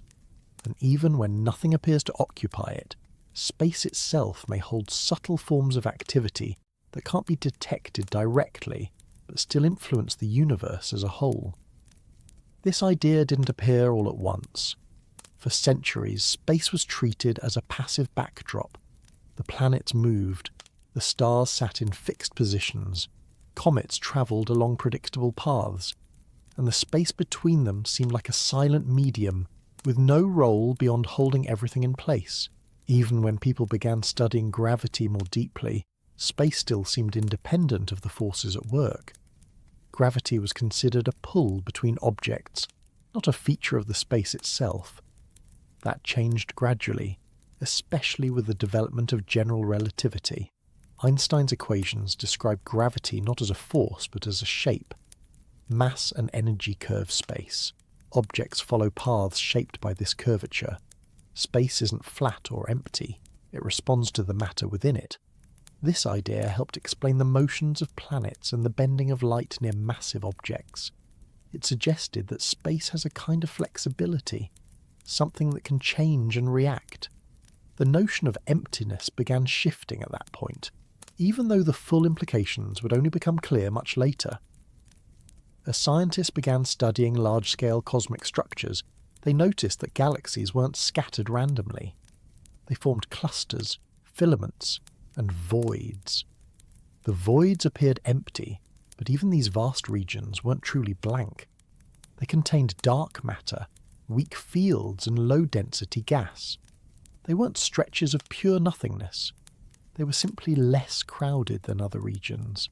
Still, these structures didn't yet reveal anything strange about empty space itself. They mainly showed how matter shaped space, not how space behaved on its own. The turning point came when observations of distant supernovae suggested that the universe's expansion was accelerating. Something seemed to be influencing space in a consistent, pervasive way. The acceleration couldn't be explained by matter, since matter exerts gravitational attraction and should slow expansion, not speed it up.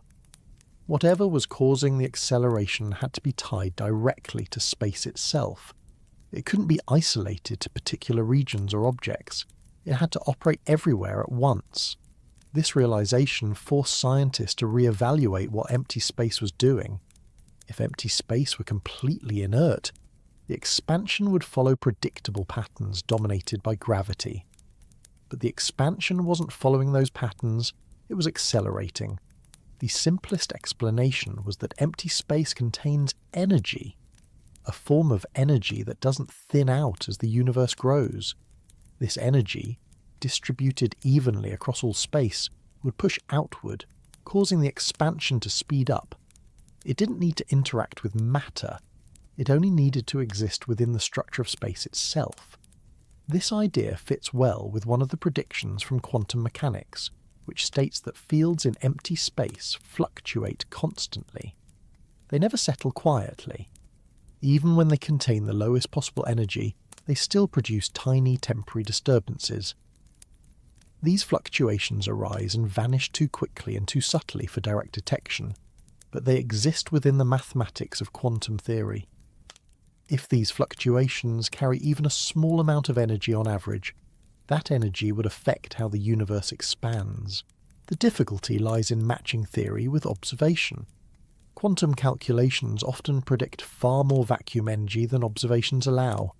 The theoretical estimates exceed measured values by enormous amounts. This discrepancy is one of the biggest unsolved problems in physics.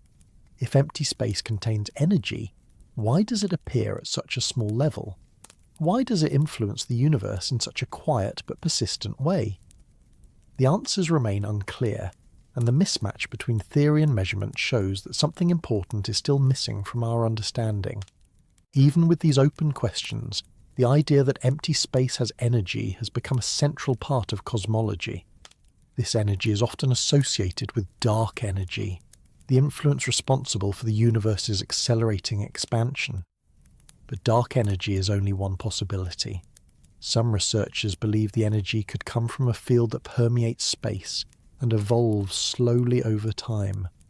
Some think it could reflect a property of space that hasn't yet been incorporated into existing theories. Others believe it might indicate that gravity behaves differently on large scales than expected. What unites all these ideas is the recognition that space itself isn't idle. Even when nothing appears to fill it, space has structure and influence. Its behaviour shapes the destiny of the cosmos.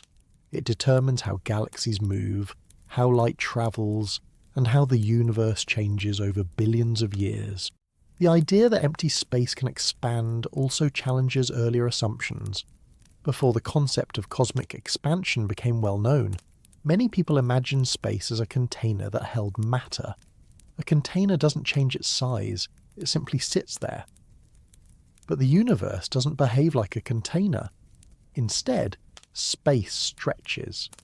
This stretching increases the distance between galaxies, even if the galaxies themselves don't move through space. The phenomenon isn't caused by motion in the ordinary sense. It's caused by a change in the underlying geometry. This perspective reshapes how we think about movement and distance. When galaxies drift apart because space stretches, they aren't pushing away from each other. They're following the changing structure of space. Even if a galaxy tried to resist the expansion, it couldn't. The expansion is not a force acting on galaxies. It's a property of space itself. No amount of motion within space can counteract it. This distinction helps explain why expansion doesn't affect objects bound together by gravity. Planets, stars, and galaxies stay intact because local forces override the stretching. Only at larger scales does the expansion become noticeable. When scientists talk about what empty space is doing, they're often referring to these large-scale behaviours. They're looking at how space expands, how it carries galaxies along with it, and how it contributes to cosmic acceleration. But there are other smaller-scale effects as well. Quantum fluctuations in empty space can influence particle behaviour. Virtual particles, which appear briefly in these fluctuations, can affect how forces operate. Sometimes these effects are detectable, such as in the case of the Casimir effect, where metal plates placed very close together in a vacuum experience a tiny force caused by changes in vacuum energy between them. These small-scale effects don't explain dark energy, but they support the idea that empty space is not empty in any absolute sense. It has properties, it has behaviour, it contains fields that interact in subtle ways. These interactions matter when trying to understand how the universe behaves. They provide hints about the deeper structure of reality, even when the exact connections remain uncertain. Another aspect of empty space becomes apparent when considering the shape of the universe. Space isn't necessarily flat. It can have curvature depending on the amount of matter and energy within it. Observations suggest that the universe is close to flat, but even slight deviations would reflect important differences in how space behaves. These differences would influence the way expansion unfolds and how the distribution of galaxies changes over time. The shape of space isn't static. It evolves with the universe. The recognition that space can curve and expand leads to a broader understanding of it as something dynamic. It responds to matter and energy. It changes as the universe evolves. It carries imprints of previous cosmic phases. It influences the future. This dynamic nature makes the idea of nothing happening in empty space less accurate. Even in regions far from galaxies, space is part of the universe's ongoing evolution. As researchers continue to study empty space, they explore questions that extend beyond cosmic expansion. They investigate how fields behave in extreme conditions, such as near black holes, or during the early moments of the universe. They look for signatures of interactions that might reveal new aspects of fundamental physics. They consider how the structure of space might connect to quantum gravity, a theory still under development that aims to unify general relativity and quantum mechanics. All of these areas rely on understanding what space is doing at levels far more detailed than daily experience can reveal. The search for answers takes different forms. Some studies use large-scale surveys of galaxies to map how structures evolve. Others examine the cosmic microwave background for subtle patterns. Still others use precise measurements of gravitational lensing to detect how space bends around massive objects. Each method provides a new way of observing the behaviour of space.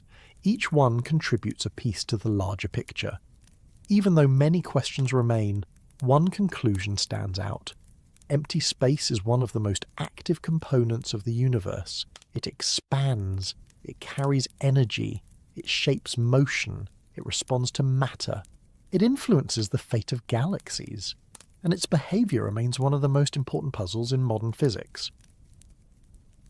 If you imagine the universe at its largest scale, stretching out in all directions, it's easy to forget that everything in it is connected by forces that have been at work since the beginning.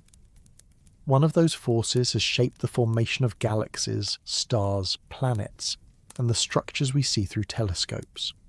Gravity, steady and unwavering, has been the sculptor of the cosmos from the earliest moments.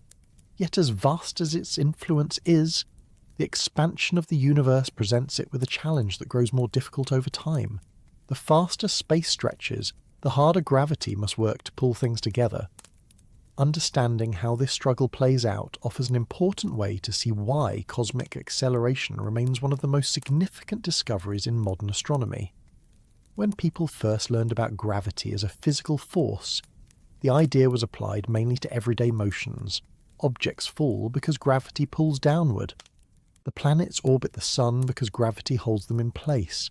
Even tides rise and fall in part because of gravity's influence. It wasn't until scientists observed how stars moved in galaxies and how galaxies interacted with one another that gravity revealed its broader role.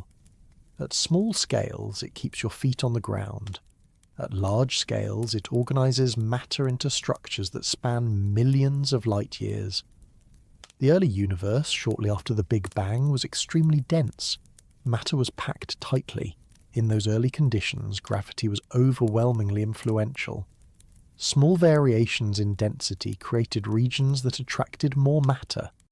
These regions grew over time, eventually forming the first stars and galaxies. Without gravity, these structures would never have taken shape. But with gravity pulling inward, matter clumped, cooled, collapsed into stars, and began the process of building complex cosmic architecture. Gravity's influence relies on mass. The more mass in a region, the stronger the pull. This relationship helps explain why galaxies form in certain places and not others. Areas with slightly higher density attracted more matter, and as those regions grew, gravity kept pulling material toward them, reinforcing the pattern. These structures didn't appear instantly. They developed slowly, shaped by a constant inward pull. Even today, gravity continues to shape the behaviour of galaxies, influencing how stars move within them and how galaxies interact with one another over long periods. But while gravity was shaping the internal structures of the universe, something else was affecting the overall motion of galaxies across great distances. The expansion of the universe began early and never stopped. As space stretched, galaxies moved apart not because they were flying through space with their own momentum, but because the space between them kept increasing.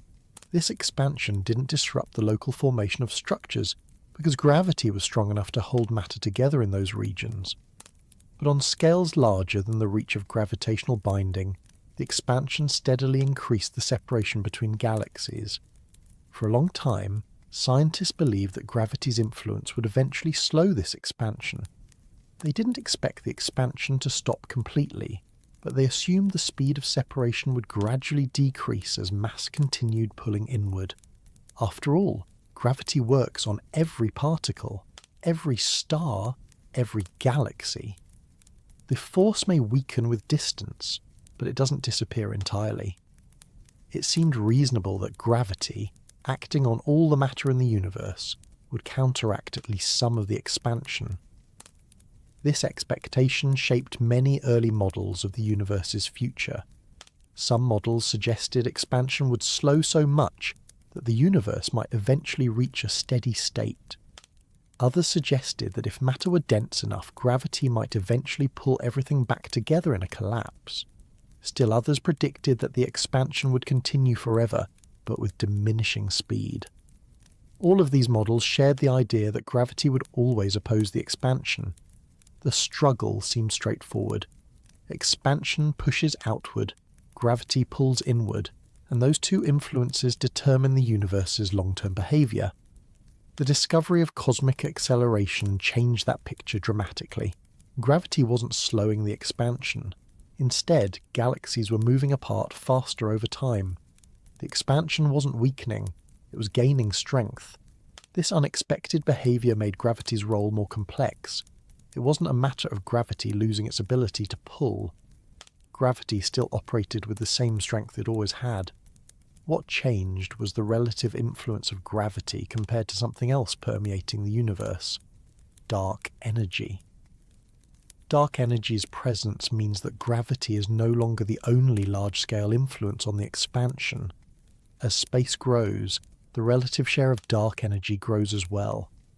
Over time, this additional influence becomes stronger compared to gravity, not because gravity weakens, but because dark energy remains consistent while matter becomes more spread out.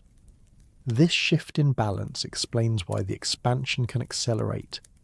Gravity still pulls inward, but its reach over large distances becomes less significant as dark energy dominates the behaviour of space itself. To understand how this struggle unfolds, imagine the distribution of matter across the universe. Galaxies cluster in certain regions. Filaments of matter stretch between clusters.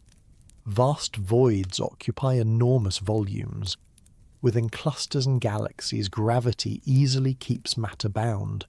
No amount of cosmic expansion can tear apart a galaxy or loosen a star from its orbit around the galactic centre. Gravity remains dominant there. But as you examine distances beyond those structures, gravity's influence becomes weaker. Matter becomes sparse. The expansion of space becomes noticeable, and eventually, dark energy's influence surpasses gravity's reach. This doesn't mean gravity becomes irrelevant. It still holds every dense structure intact. It shapes the orbits of stars and the dynamics of clusters. It determines how matter collapses to form new objects. But when considering the universe as a whole, the balance shifts. Gravity works locally. Dark energy works everywhere at once. The result is a universe where the small-scale world remains stable, while the large-scale world accelerates outward. One interesting aspect of this struggle is that it wasn't always tilted in favour of dark energy. In the early universe, matter was much more concentrated. Gravity dominated nearly every region. As matter expanded outward, its density decreased. Meanwhile, the energy associated with dark energy remained constant. Eventually, matter became thin enough across the cosmos that dark energy began to outweigh gravity's large-scale influence. This transition didn't happen suddenly. It unfolded over billions of years. But once dark energy took over, the expansion began accelerating, and gravity's large-scale influence became secondary.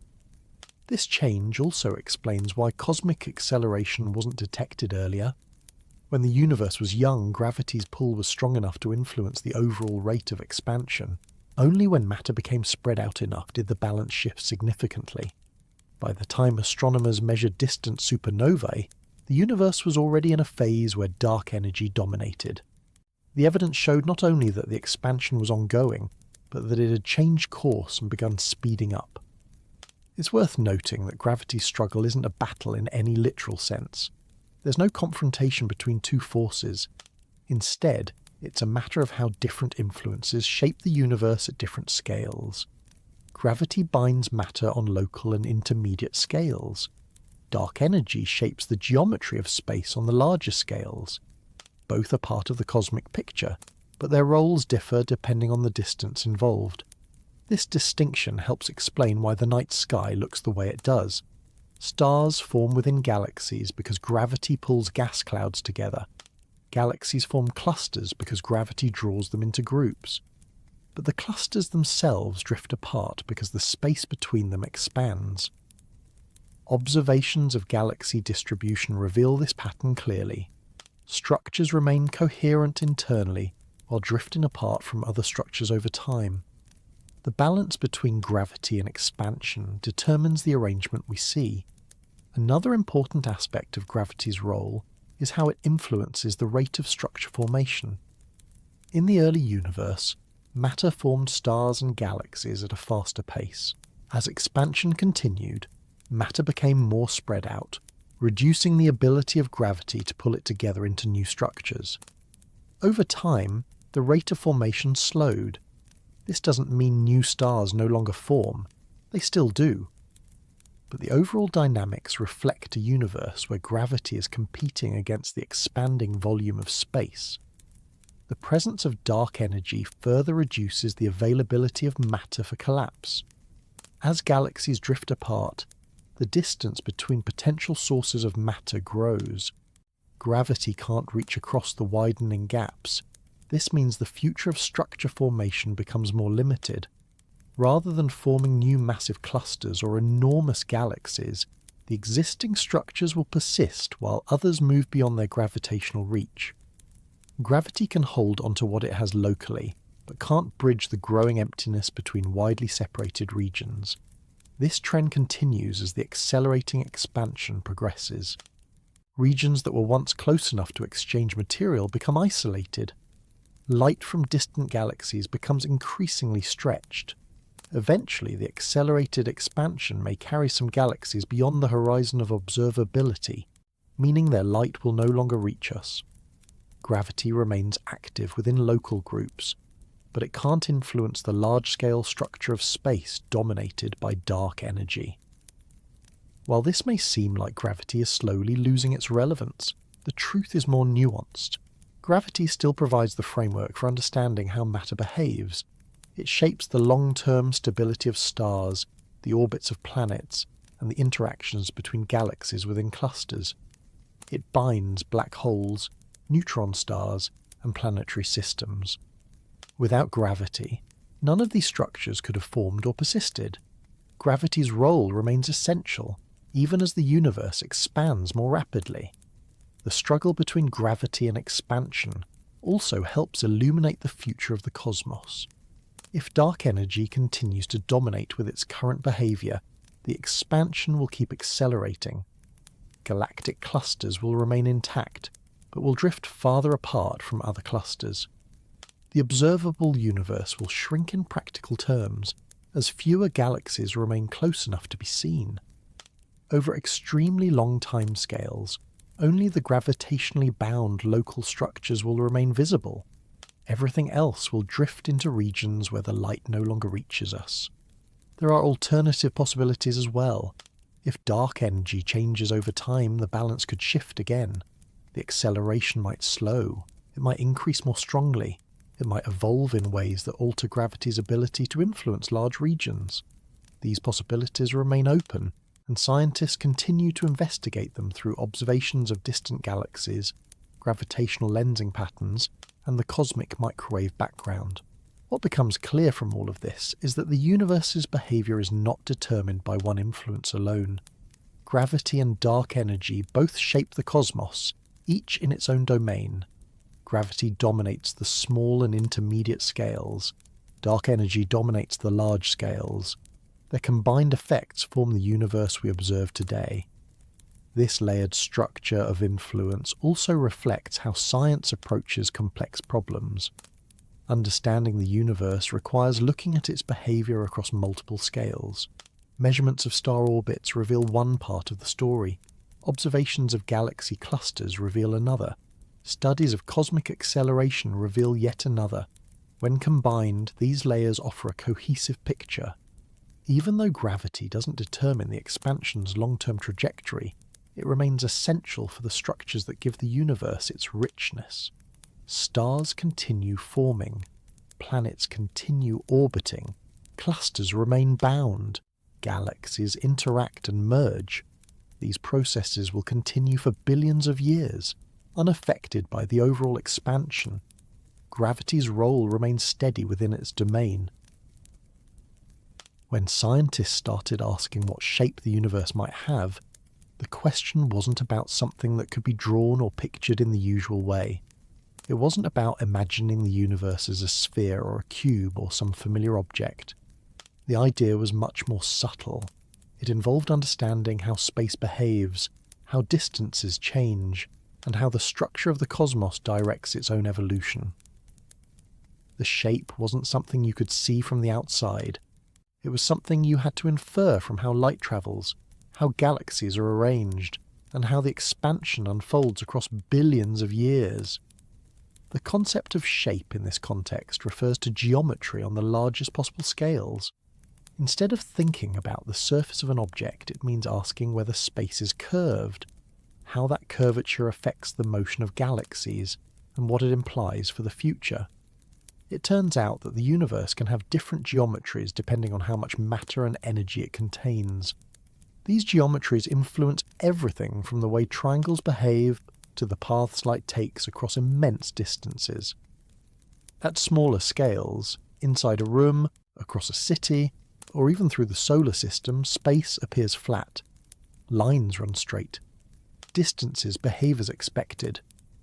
But on cosmic scales, where the combined effects of gravity and expansion accumulate, space might curve in subtle ways. The challenge is that these curvatures are far too gentle to notice with ordinary measurements. Only by looking across large stretches can scientists detect small differences between what would happen in a perfectly flat universe and what actually happens. Before researchers began gathering precise data, there were three broad possibilities for the universe's overall shape: closed, open, or flat. These terms describe the curvature of space. A closed universe curves inward like the surface of a sphere. An open universe curves outward loosely like a saddle. A flat universe has no overall curvature. The shape depends on the balance between energy, matter, and expansion. More matter and energy can create positive curvature. Less leads to negative curvature. A specific balance results in flatness. The geometry affects how the universe evolves. In a closed geometry, the total amount of matter and energy is high enough that gravity could eventually overcome expansion. If this were the case, the expansion might slow, halt, and then reverse. In an open geometry, the expansion would continue infinitely without ever slowing enough to stop. In a flat geometry, the universe would expand forever, but at a rate that changes based on its contents. These three broad possibilities framed much of the early work in cosmology, because they represented different long-term outcomes. The challenge was determining which of these possibilities matched the actual universe. Since the geometry affects how light moves, scientists looked at distant objects to gather clues. If the universe were closed, light travelling over vast distances would converge slightly. If it were open, it would diverge. If it were flat, it would travel along straight paths. Measuring these effects required examining the distribution of galaxies, the the patterns in the cosmic microwave background, and the behaviour of distant supernovae. Each of these provided hints about the geometry. The most useful clues came from the cosmic microwave background, a faint glow left over from the early universe. This radiation contains slight temperature variations that reflect how matter was distributed shortly after the Big Bang. These variations create patterns on the sky that depend on the geometry of space. When scientists measured these patterns with great precision, the results strongly suggested that the universe is flat, or extremely close to flat.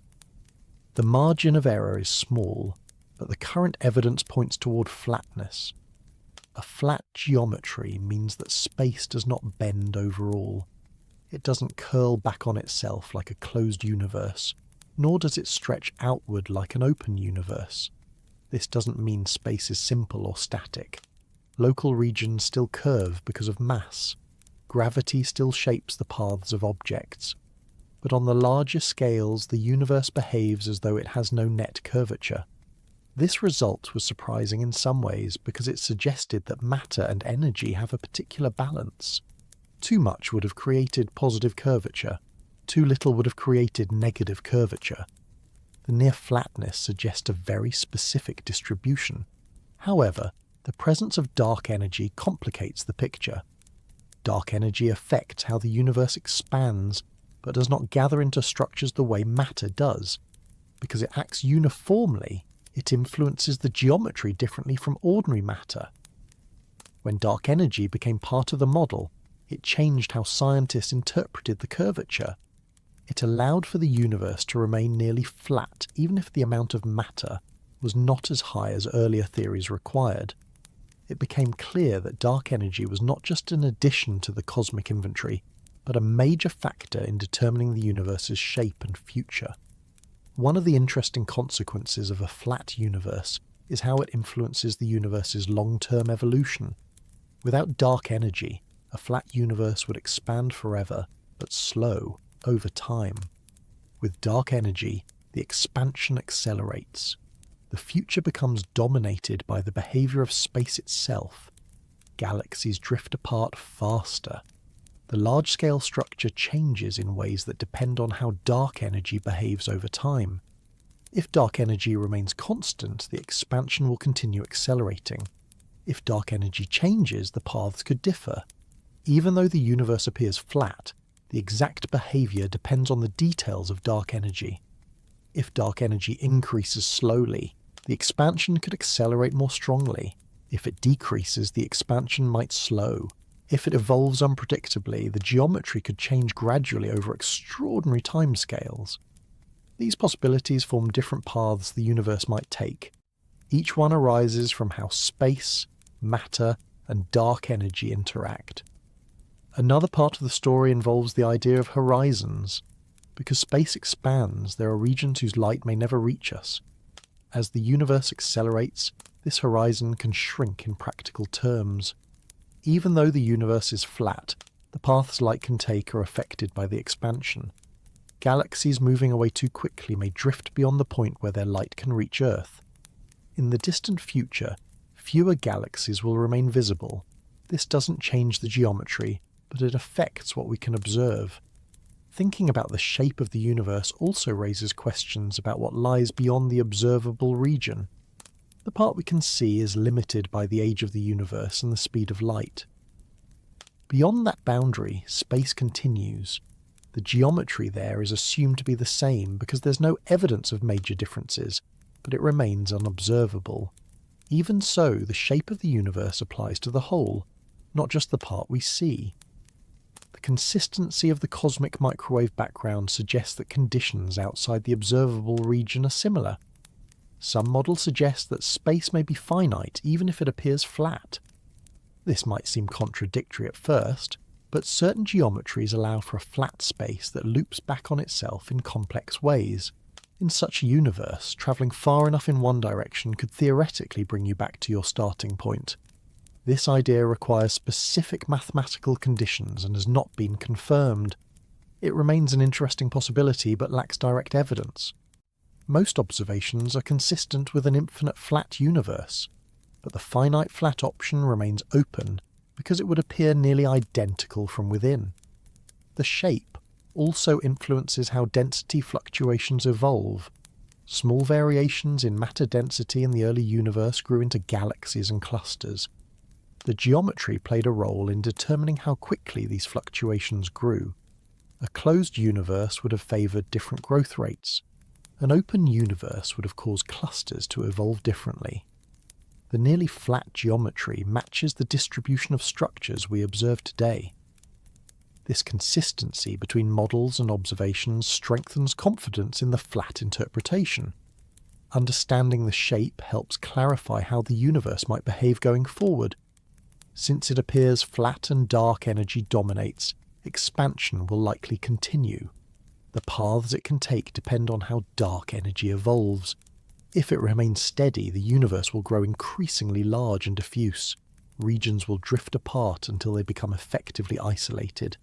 If dark energy decreases, expansion might slow, but there's no evidence yet pointing in that direction.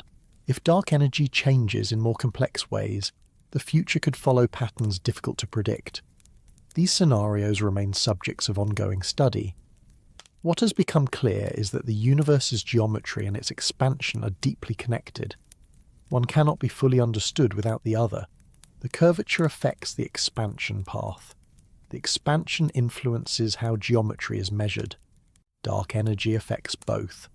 It acts as a bridge between geometry and evolution, shaping the trajectory of the universe without forming any structures itself. The flat geometry also influences how scientists calculate distances. In curved spaces, the relationship between distance and redshift changes. Light behaves differently over long paths. In a flat universe, these relationships become simpler, making certain measurements easier to interpret. This has practical benefits when studying distant supernovae, galaxy distributions, or gravitational lensing. It allows astronomers to compare large-scale observations more accurately. Even though the universe appears flat, this conclusion doesn't diminish the role of curvature on smaller scales. Space around massive objects still curves. Black holes bend space intensely. Stars and planets create measurable effects on light paths. These curvatures are local. The flatness applies only when averaging across enormous distances. Local curvature remains just as important for understanding the behaviour of objects within galaxies. One way to think about this distinction is to consider how the Earth's surface appears flat over short distances, but reveals curvature when viewed from far away. The universe behaves similarly but at massively larger scales. Locally, curvature appears. Globally, space behaves as though it has no overall curvature. The difference lies in scale, not in contradiction. Scientists also use the shape of the universe to test their models of inflation, a rapid expansion that occurred early in cosmic history. Inflation predicts that the universe should be extremely close to flat. The measurements of the cosmic microwave background support this. The agreement between theory and observation adds confidence to both inflationary models and the flat interpretation. However, slight deviations remain possible, and more precise measurements continue to refine these conclusions. As research continues, more data from galaxy surveys and cosmic background studies will help narrow the possibilities further. Space missions and ground-based observatories are collecting information that helps refine estimates of curvature. So far, the results hold steady. The universe behaves almost perfectly flat. The shape of the universe, however, doesn't settle the question of its ultimate fate. Geometry informs the possibilities, but dark energy determines the direction. The paths the universe can take remain tied to how dark energy behaves over time. If dark energy stays constant, expansion will continue accelerating. If it changes, the evolution could shift. These possibilities remain open, and scientists continue exploring them through increasingly detailed observations. Even though the shape might seem like a grand or distant concept, it plays a practical role in understanding everything from cosmic structure to the behaviour of light across billions of years. It defines the framework within which galaxies evolve. It determines how far we can see.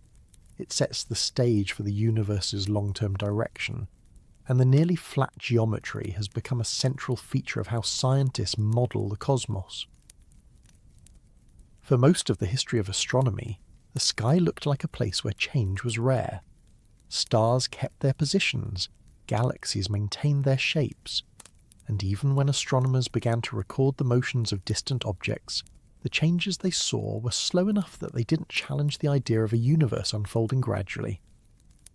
The expansion discovered in the early 20th century brought a new level of dynamism into the picture, but even that expansion seemed steady.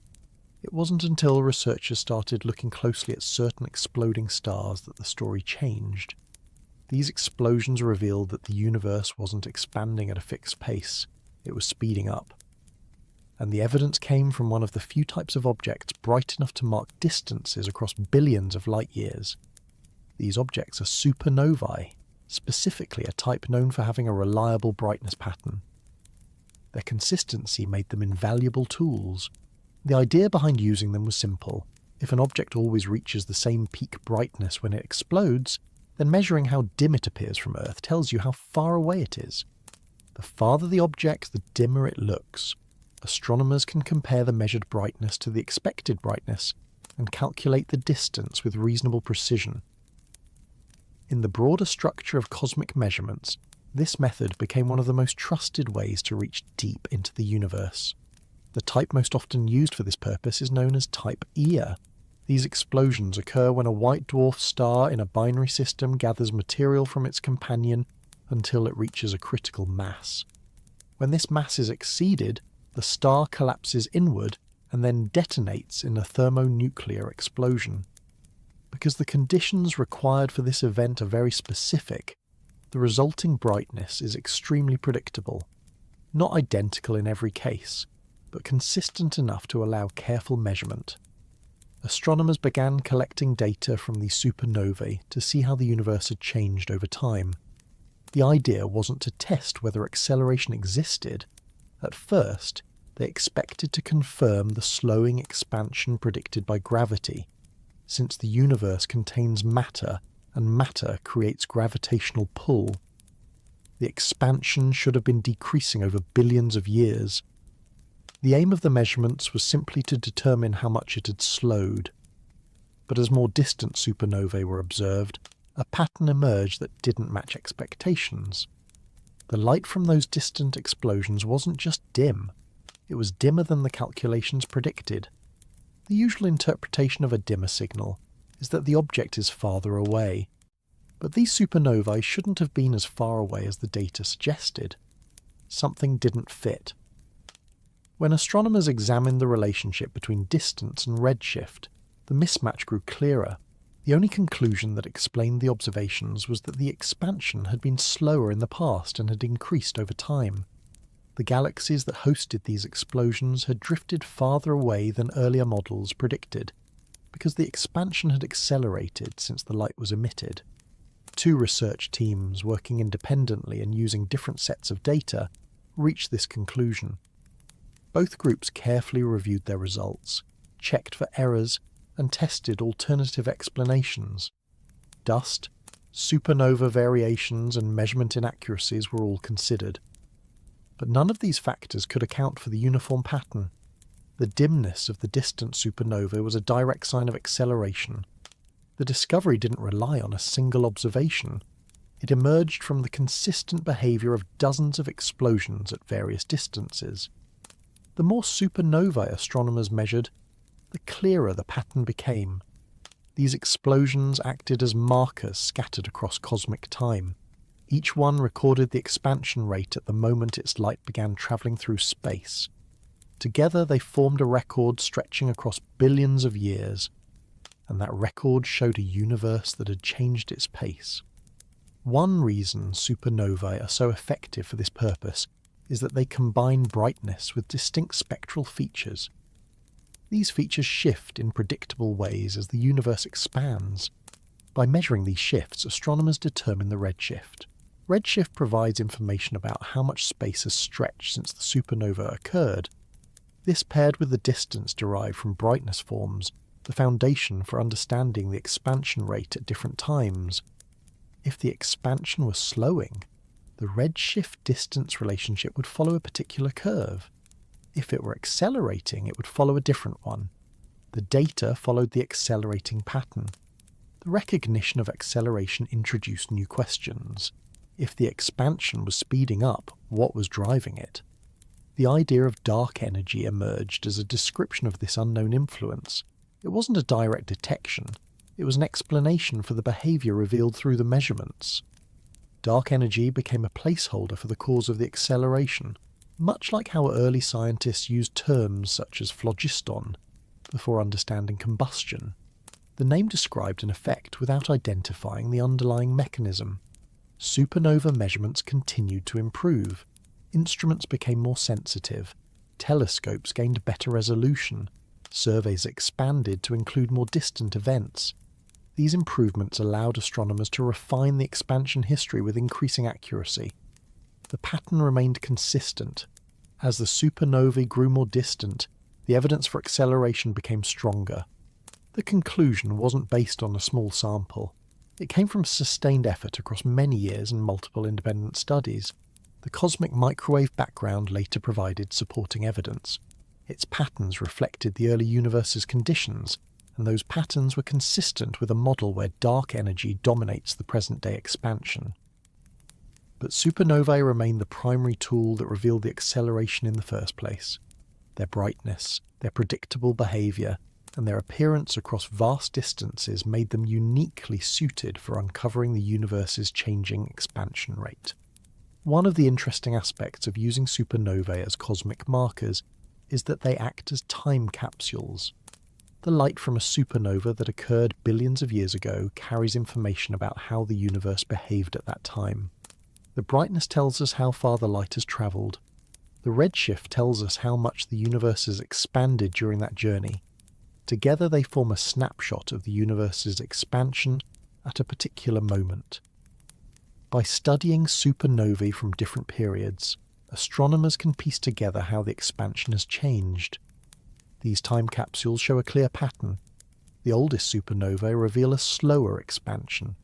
The more recent ones show a faster expansion. The change between these two eras reflects the growing influence of dark energy. When the universe was young, matter dominated. Gravity pulled inward strongly enough to slow the expansion. As the universe grew, matter became less dense. Meanwhile, dark energy remained constant in its density.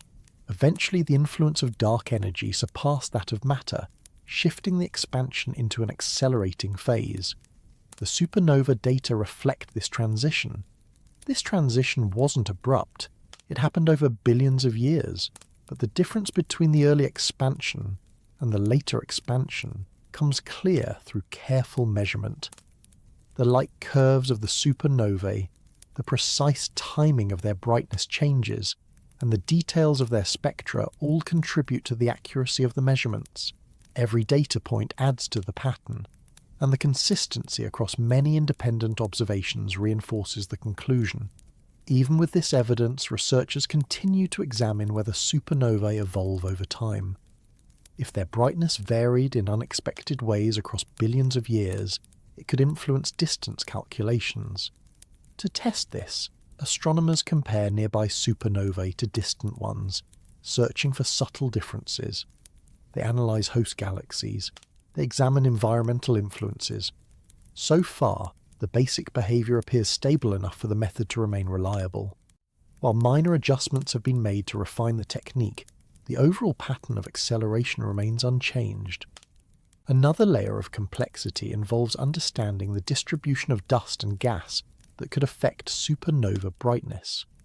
Dust can dim light, but it usually does so in ways that leave identifiable signatures in the spectrum. By analysing these signatures, astronomers can correct for the dimming.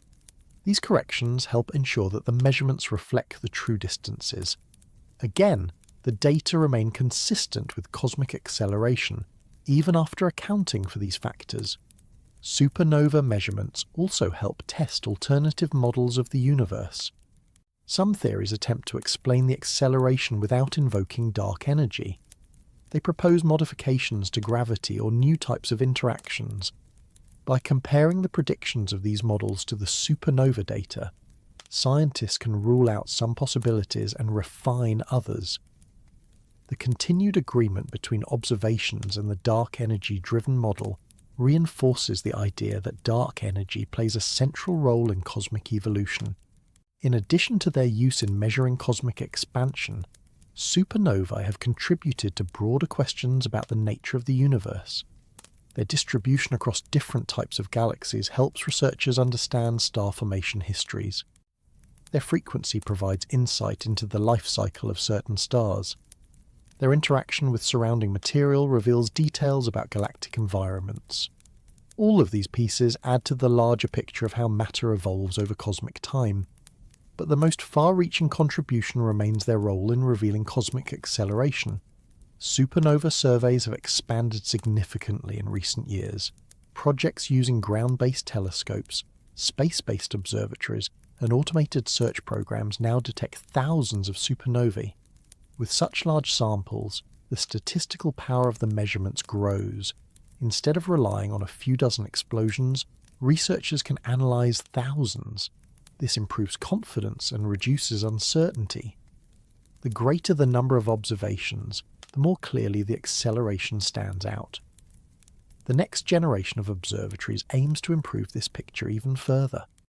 New telescopes with wider fields of view will scan the sky more frequently, capturing transient events with greater efficiency. Instruments designed specifically for studying dark energy will analyze thousands of supernovae across many epochs.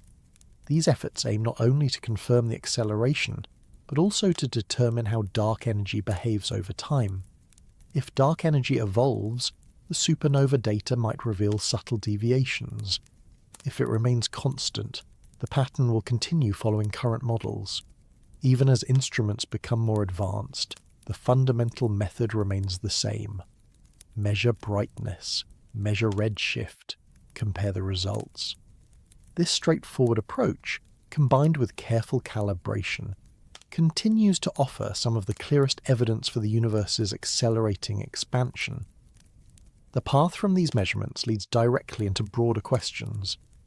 If the expansion accelerates, where does it lead? How does the balance between matter and dark energy change over time? Will dark energy continue to dominate, or could it shift? These questions remain open, but the insights gained from supernovae provide a foundation for exploring them. Without these exploding stars, the evidence for acceleration would be far weaker. They serve as markers that trace the universe's history, offering a way to see how the cosmos has changed across billions of years. The idea that the emptiest places in the universe are not truly empty can feel counterintuitive at first. People often imagine a vacuum as a silent, featureless region where nothing exists and nothing happens. It's natural to think of space that way, especially when daily life doesn't offer any examples of true emptiness. But when researchers began exploring matter, energy, and the forces of nature at the smallest scales, they found that the concept of a perfect void doesn't align with how the universe behaves. Instead, the closer they looked, the more activity they found hidden beneath what seems like quiet emptiness. This recognition emerged gradually as quantum theory developed. Early experiments focused on understanding atoms, electrons, and other small particles. As instruments improved and theories became more precise, scientists learned that particles don't behave like miniature objects moving through empty space. They behave more like excitations of fields that extend throughout the universe. In this view, particles are not isolated entities that appear and disappear on their own. They are local disturbances of fields that already exist everywhere. This shift in perspective changed how scientists think about space itself. If particles arise from fields, then the fields must exist even where no particles are present. A vacuum is not an absence of everything. It is a region where fields sit in their lowest energy state. Even in that state, the fields retain energy. They never settle into perfect stillness. Instead, quantum mechanics predicts that fields fluctuate constantly in subtle ways. These fluctuations are too small and too brief to observe directly, but their effects appear in experiments that probe the fundamental structure of matter. These fluctuating fields contribute energy to empty space, and that energy influences how the universe behaves on large scales. This energy is often called vacuum energy. It isn't energy in the familiar sense of heat, motion, or radiation. It doesn't make a region glow or warm up. Instead, it acts as a constant background energy present everywhere. It doesn't vary from one place to another, and it doesn't depend on whether matter is present. Its properties make it difficult to detect directly, but they also make it a strong candidate for explaining why the universe's expansion accelerates. The idea that vacuum energy might influence cosmic expansion emerged long before scientists discovered acceleration. Einstein introduced a term in his equations called the cosmological constant. At the time, he used it to maintain a static universe, since people believed the universe was unchanging on large scales. Later, after expansion was discovered, the term fell out of use. It was considered unnecessary. But the idea resurfaced when acceleration was measured. A cosmological constant behaves like a uniform energy density in empty space. It produces an outward push that becomes noticeable over cosmic distances. Vacuum energy fits this description closely. Quantum physics adds more nuance to the idea. According to quantum theory, the vacuum contains energy because fields cannot reach absolute zero. They always fluctuate. These fluctuations create temporary pairs of particles and antiparticles that appear and vanish quickly. These pairs don't persist long enough to become real particles, but they leave tiny effects that can be detected in certain experiments. The Casimir effect, for example, shows that two metal plates placed very close together experience a small force caused by changes in vacuum energy between them. The effect is subtle but measurable, supporting the idea that empty space is active in ways that classical physics cannot explain. However, when physicists attempt to calculate the total vacuum energy predicted by quantum theory, the results conflict with observations. The theoretical value is much higher, far larger than what the expansion rate of the universe allows. If the vacuum contained that much energy, the universe would expand far too quickly for stars or galaxies to form. The mismatch between theory and observation is not small. It is enormous. This discrepancy remains one of the biggest unresolved problems in modern physics. Despite this mismatch, vacuum energy remains one of the strongest explanations for dark energy. Observations show that empty space exerts a gentle but persistent influence on cosmic expansion. The simplest explanation is that space contains energy that does not dilute as the universe expands. Matter becomes less dense over time. Radiation becomes less dense as well. But vacuum energy remains constant. As space grows, its total contribution increases. At some point, its influence overtakes that of matter and radiation, leading to accelerated expansion. This transition appears to have occurred billions of years after the Big Bang. In the early universe, matter dominated. Gravity slowed the expansion. But as matter spread out, its influence weakened. When vacuum energy began to outweigh matter on large scales, the expansion shifted into an accelerating phase. Supernova observations revealed that this shift had occurred, and additional measurements reinforced the conclusion. Something in empty space was driving the acceleration. Researchers continue exploring how quantum fluctuations contribute to this behavior. Some ideas suggest that vacuum energy may change slowly over time. Others propose that the influence we call dark energy might come from a field that adjusts gradually. These ideas fall under broader concepts like quintessence, but no direct evidence has yet confirmed them.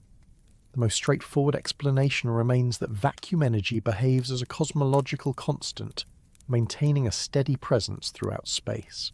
Another way scientists study quantum fluctuations is by examining how they affect the forces of nature. Certain experiments reveal that vacuum fluctuations slightly alter the behavior of charged particles. This effect must be included in calculations to match experimental results. These subtle influences show that quantum fluctuations are real and measurable, even if they remain invisible in a direct sense. Their presence reinforces the idea that the vacuum has structure and energy. This structure becomes even more evident when considering interactions with gravity. Gravity responds to all forms of energy, even those that cannot be observed directly. Since vacuum energy fills space uniformly, it influences gravity on large scales. It does not pull objects together like ordinary matter. Instead, it acts as a kind of negative pressure that pushes outward. This behavior is consistent with the observed acceleration. It also fits the equations of general relativity when a cosmological constant is included. Together, these ideas create a unified picture. Quantum fluctuations fill space with energy, and that energy affects cosmic expansion. The relationship between vacuum energy and gravity is part of a broader challenge in physics. General relativity describes gravity at large scales, while quantum theory describes matter and energy at the smallest scales. Unifying these theories remains one of the biggest goals in theoretical physics. The mismatch between predicted and observed vacuum energy lies at the intersection of these two frameworks. Understanding it may require a new theory that connects the quantum world with the gravitational one. Some researchers propose that space-time itself might have a granular or discrete structure at extremely small scales. Others suggest that new symmetries or principles might cancel out most of the vacuum energy, leaving only a small amount.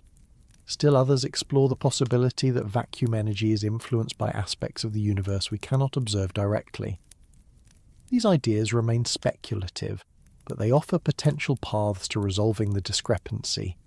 Even though the nature of vacuum energy remains uncertain, its effects are visible through cosmic expansion. The stretching of space affects the light from distant galaxies. It influences the growth of cosmic structures. It determines how the universe evolves over time. These effects provide indirect evidence for vacuum energy's presence. Instead of observing it directly, scientists detect its influence on the universe's behavior. One of the important features of vacuum energy is that it doesn't interfere with everyday activity. It doesn't push objects apart locally. It doesn't alter the structure of atoms. Its influence becomes noticeable only across vast distances where gravity becomes weak. This subtle behavior explains why dark energy wasn't discovered until researchers analyzed distant supernovae. The influence doesn't appear at human scales or even galactic scales. It appears only when considering the universe as a whole.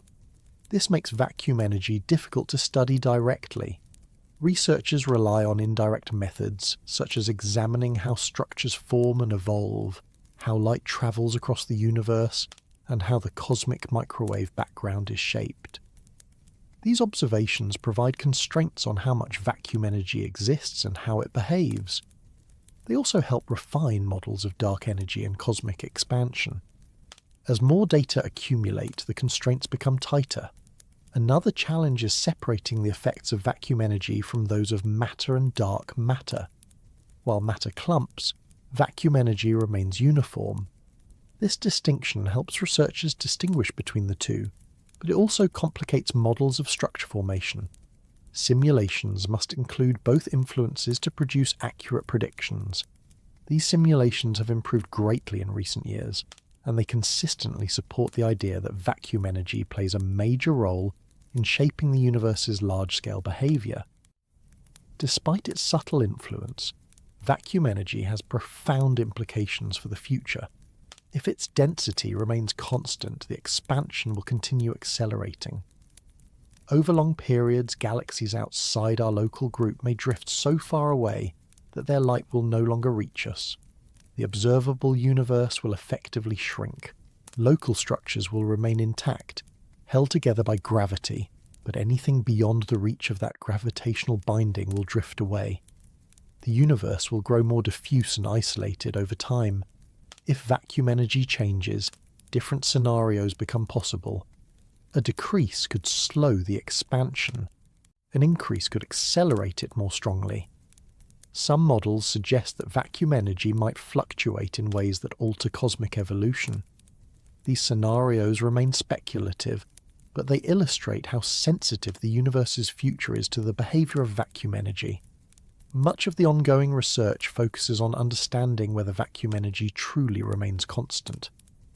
New observatories, surveys and analyses aim to detect even small variations. If such variations exist, they could reveal new aspects of fundamental physics. If not, the cosmological constant remains the simplest description of dark energy. Whatever the outcome, vacuum energy remains one of the central concepts shaping our understanding of the universe. It connects quantum mechanics with cosmology. It brings together ideas about fields, fluctuations, and gravitational behaviour. It influences the largest structures in existence without interacting directly with matter in familiar ways. This combination makes it both elusive and essential. When people first hear about ideas such as multiverses or hidden forces, they often assume they belong only to science fiction or imaginative speculation. It's easy to think that anything beyond the observable universe must be purely hypothetical. But in modern cosmology, these concepts emerge naturally from attempts to explain the discoveries that don't fit within older frameworks. They aren't introduced to create dramatic possibilities. They appear because the data lead to questions that require new approaches. These ideas may seem unusual at first, but they grow from the same scientific reasoning that helped reveal cosmic expansion, dark matter, and dark energy.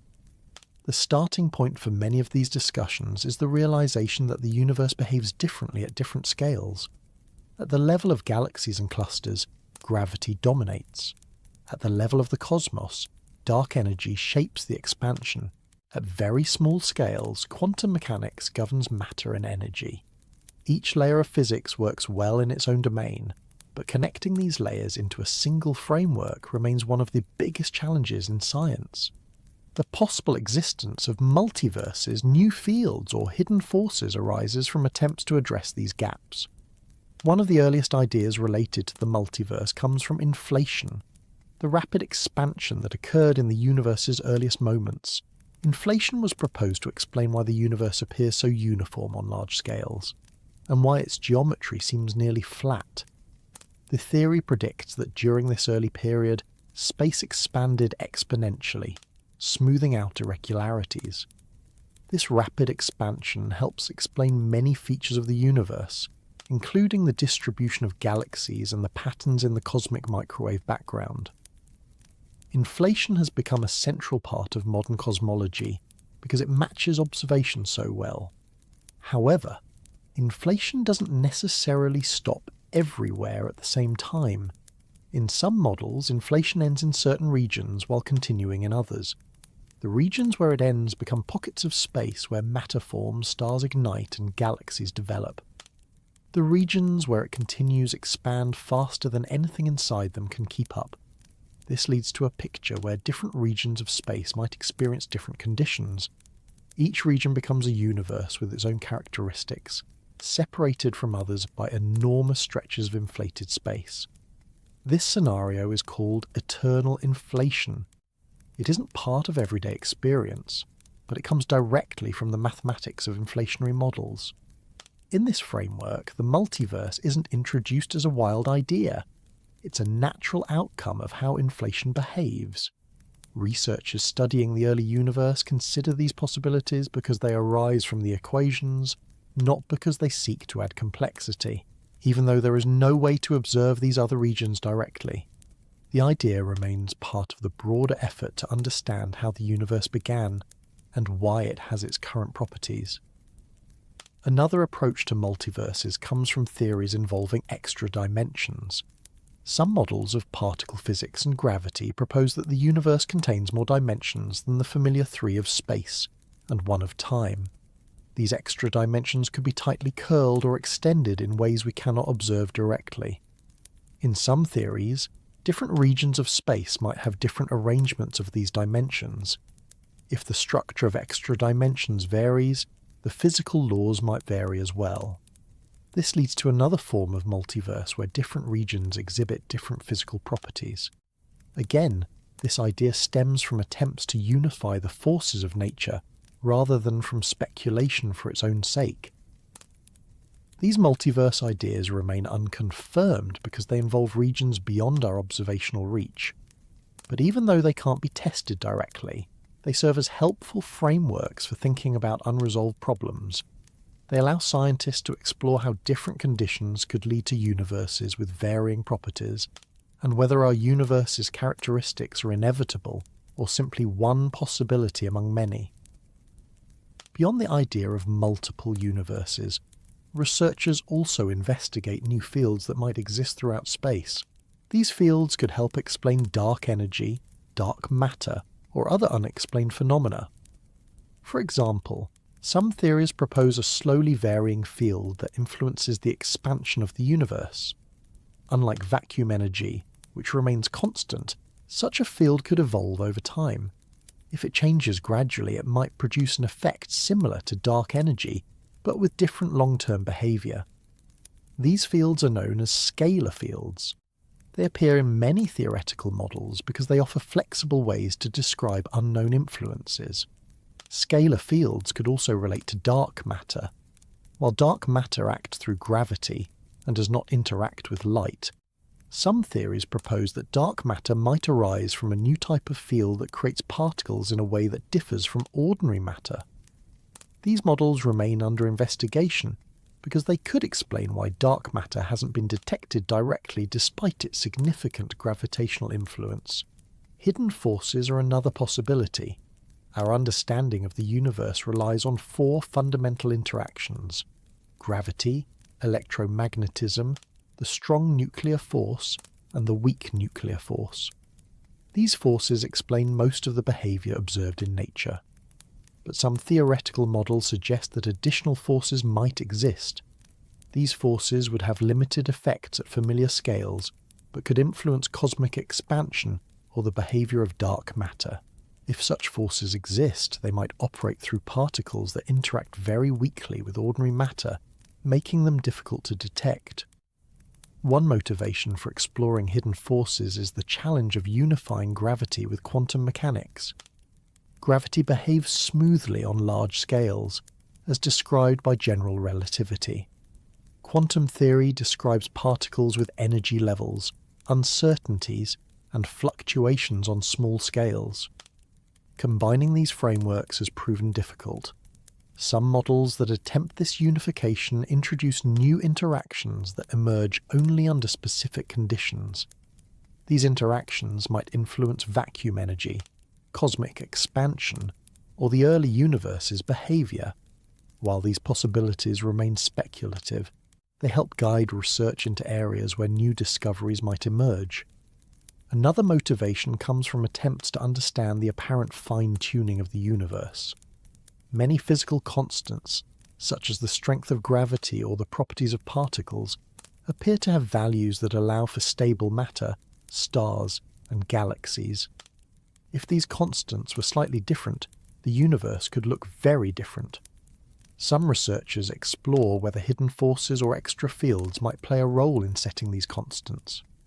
Others consider the multiverse as a possible explanation, where different regions might exhibit different parameters, and only certain regions can support complex structures.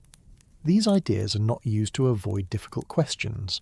They emerge from the effort to find coherent explanations that align with observations and with the laws of physics. When the current frameworks leave gaps, new possibilities arise. They may or may not prove correct, but they help map the space of potential explanations.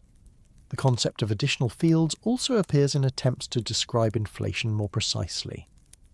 The early universe likely involved extremely high energies, where familiar forces behave differently.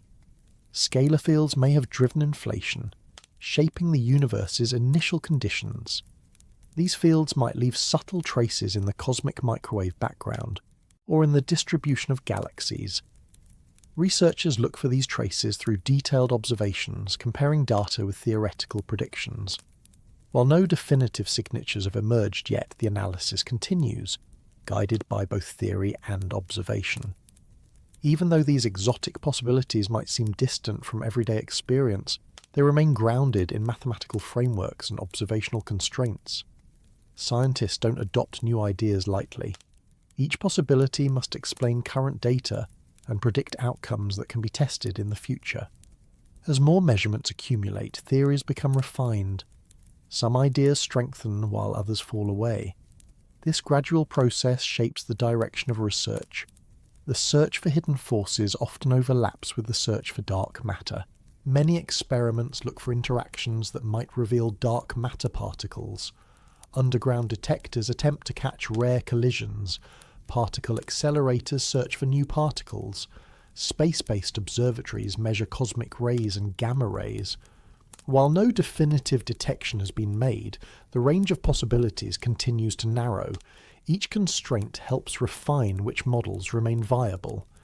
Similarly, the search for fields related to dark energy involves precise measurements of cosmic expansion. Surveys of galaxies, supernovae, and gravitational lensing aim to detect whether dark energy changes with time. If it does, the pattern of acceleration will shift subtly.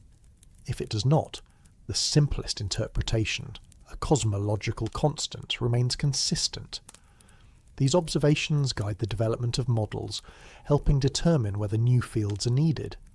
The multiverse ideas, while not directly testable, still shape how scientists think about cosmology. They provide context for understanding why the universe has certain properties. They also influence discussions about the limits of observable science.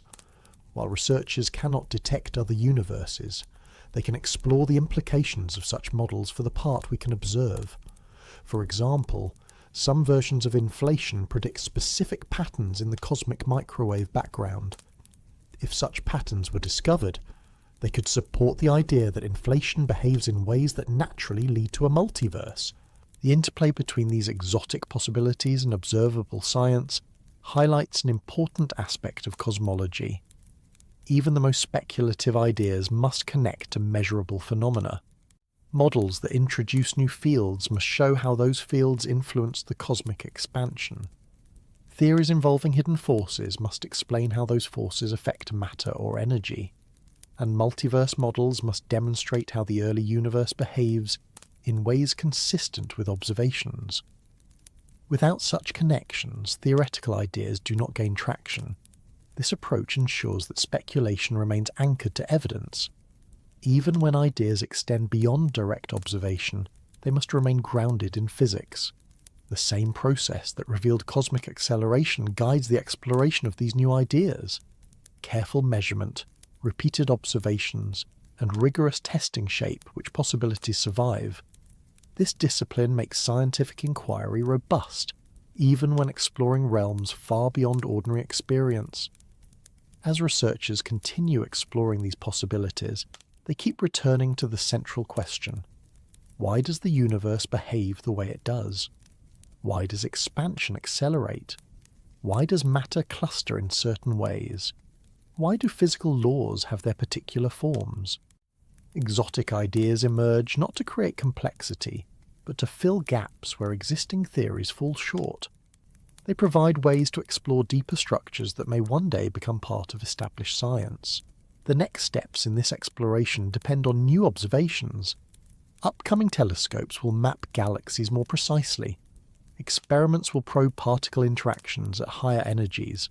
Cosmic microwave background studies will search for patterns that might hint at new physics. Each new piece of data will help refine these possibilities, moving some ideas closer to acceptance while ruling out others. These efforts build naturally on the ideas discussed earlier: the role of dark energy, the behavior of empty space, and the influence of cosmic expansion. The exploration of exotic possibilities is part of the larger effort to understand what drives the universe and how its deepest structures operate. Even though many questions remain open, the direction of inquiry remains steady, guided by evidence, theory, and a desire to understand the universe at every level. Thinking about the distant future of the universe often starts with a simple question: what happens when expansion continues without stopping? The galaxies today are already drifting apart at increasing speeds, and dark energy has taken over as the dominant influence on cosmic behaviour. But the effects of this acceleration unfold over timescales that stretch far beyond anything familiar. Understanding what lies ahead requires stepping away from the usual sense of time and imagining a universe where the changes are slow, steady, and shaped by forces that operate quietly across vast distances. The expansion we observe today didn't begin in its current form. In the early universe, matter was packed tightly. Gravity pulled strongly, shaping the first stars and galaxies. Over time, as space grew and matter became more diffuse, the influence of dark energy increased. It didn't suddenly appear.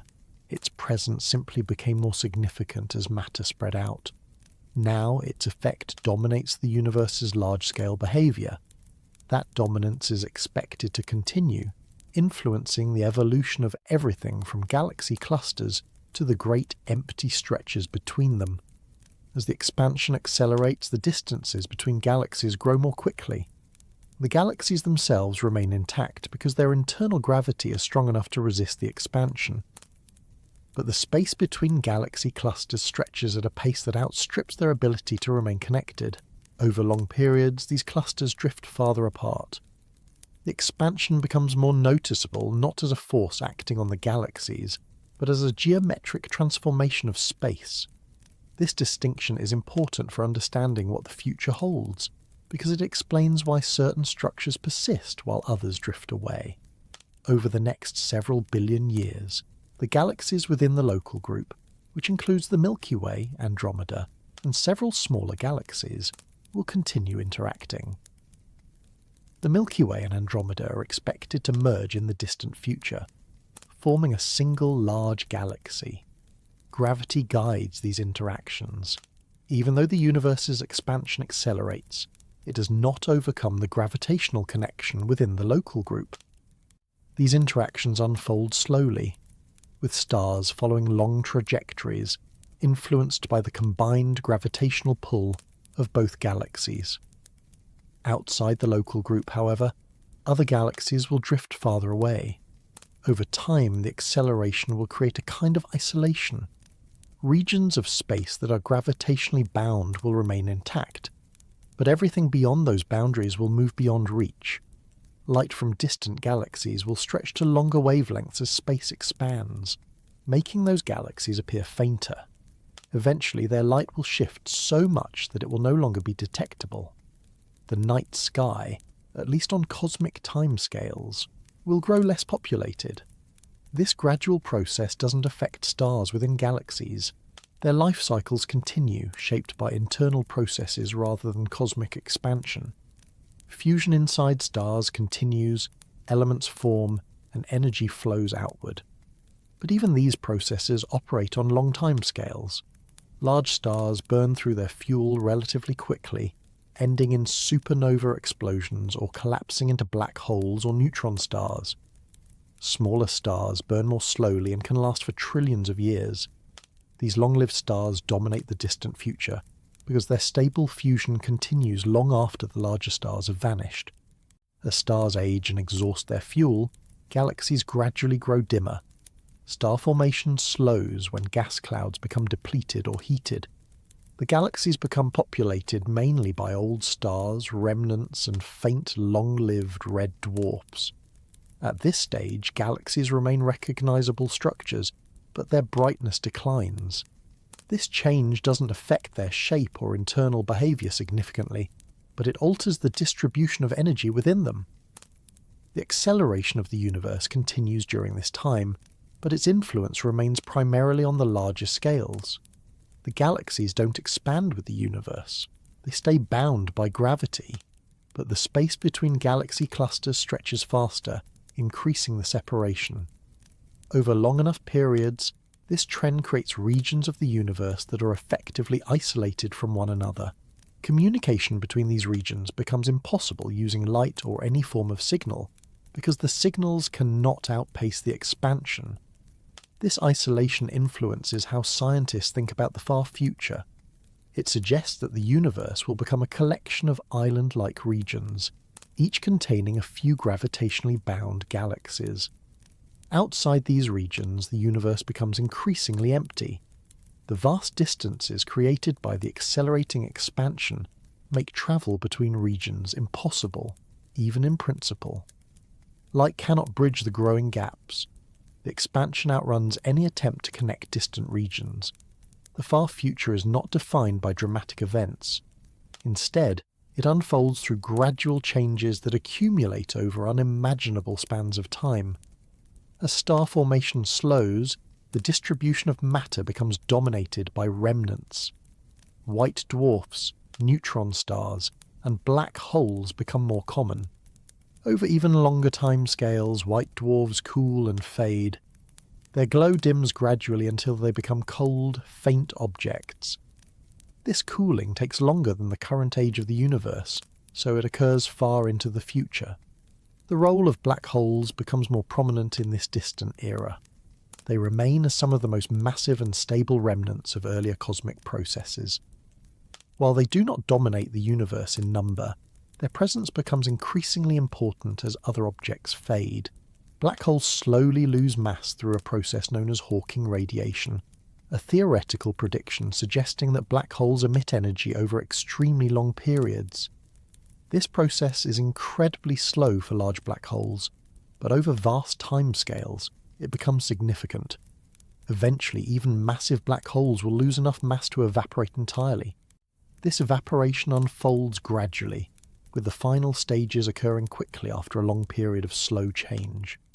Throughout this time, the accelerated expansion continues. The scale of the universe grows beyond anything measurable. Regions that were once connected become separated by distances too great for any interaction. The influence of dark energy remains constant unless it evolves in ways not yet understood. If dark energy remains steady, the expansion continues indefinitely, shaping the far future into a universe where space grows more and more empty. Some theoretical models consider the possibility that dark energy might change. If it becomes stronger with time, the expansion could accelerate even more dramatically. In extreme versions of this scenario, the expansion could become so strong that it overcomes gravitational binding even within galaxies. Structures once thought immune to expansion might eventually break apart. This scenario is not supported by current evidence, but it remains a theoretical possibility. Other models suggest that dark energy might diminish over time, slowing the expansion. If this occurred, the universe might follow a different trajectory. However, no current observations point towards such a shift. Another aspect of the far future involves the gradual cooling of the universe. As space expands, the cosmic microwave background becomes stretched to longer wavelengths. It cools toward absolute zero. Energies become more diluted. As galaxies fade and radiation spreads out, the universe continues toward a state where temperatures approach a uniform, extremely cold value. This process does not create a simple or final state, but reflects the ongoing effects of expansion. Even in this distant cold future, activity continues. Particles interact rarely but not never. Quantum effects persist. Gravity continues shaping what remains. Black holes slowly evaporate. The processes operate on timescales far beyond anything encountered in day-to-day life, but they remain part of the universe's behavior. The future is not static. It is simply slow. Some theories explore even farther possibilities. They consider whether particles remain stable indefinitely, or whether new interactions might become important at extreme times. These ideas extend beyond current evidence, but they offer ways to explore how the universe's fundamental structure might evolve over long periods. The behavior of dark energy, the decay of particles, and the influence of quantum fluctuations could all shape the far future in ways that current observations cannot entirely predict. In each scenario, the expansion of the universe remains central. Whether it accelerates steadily, changes gradually, or evolves in unexpected ways, the expansion shapes the cosmic future.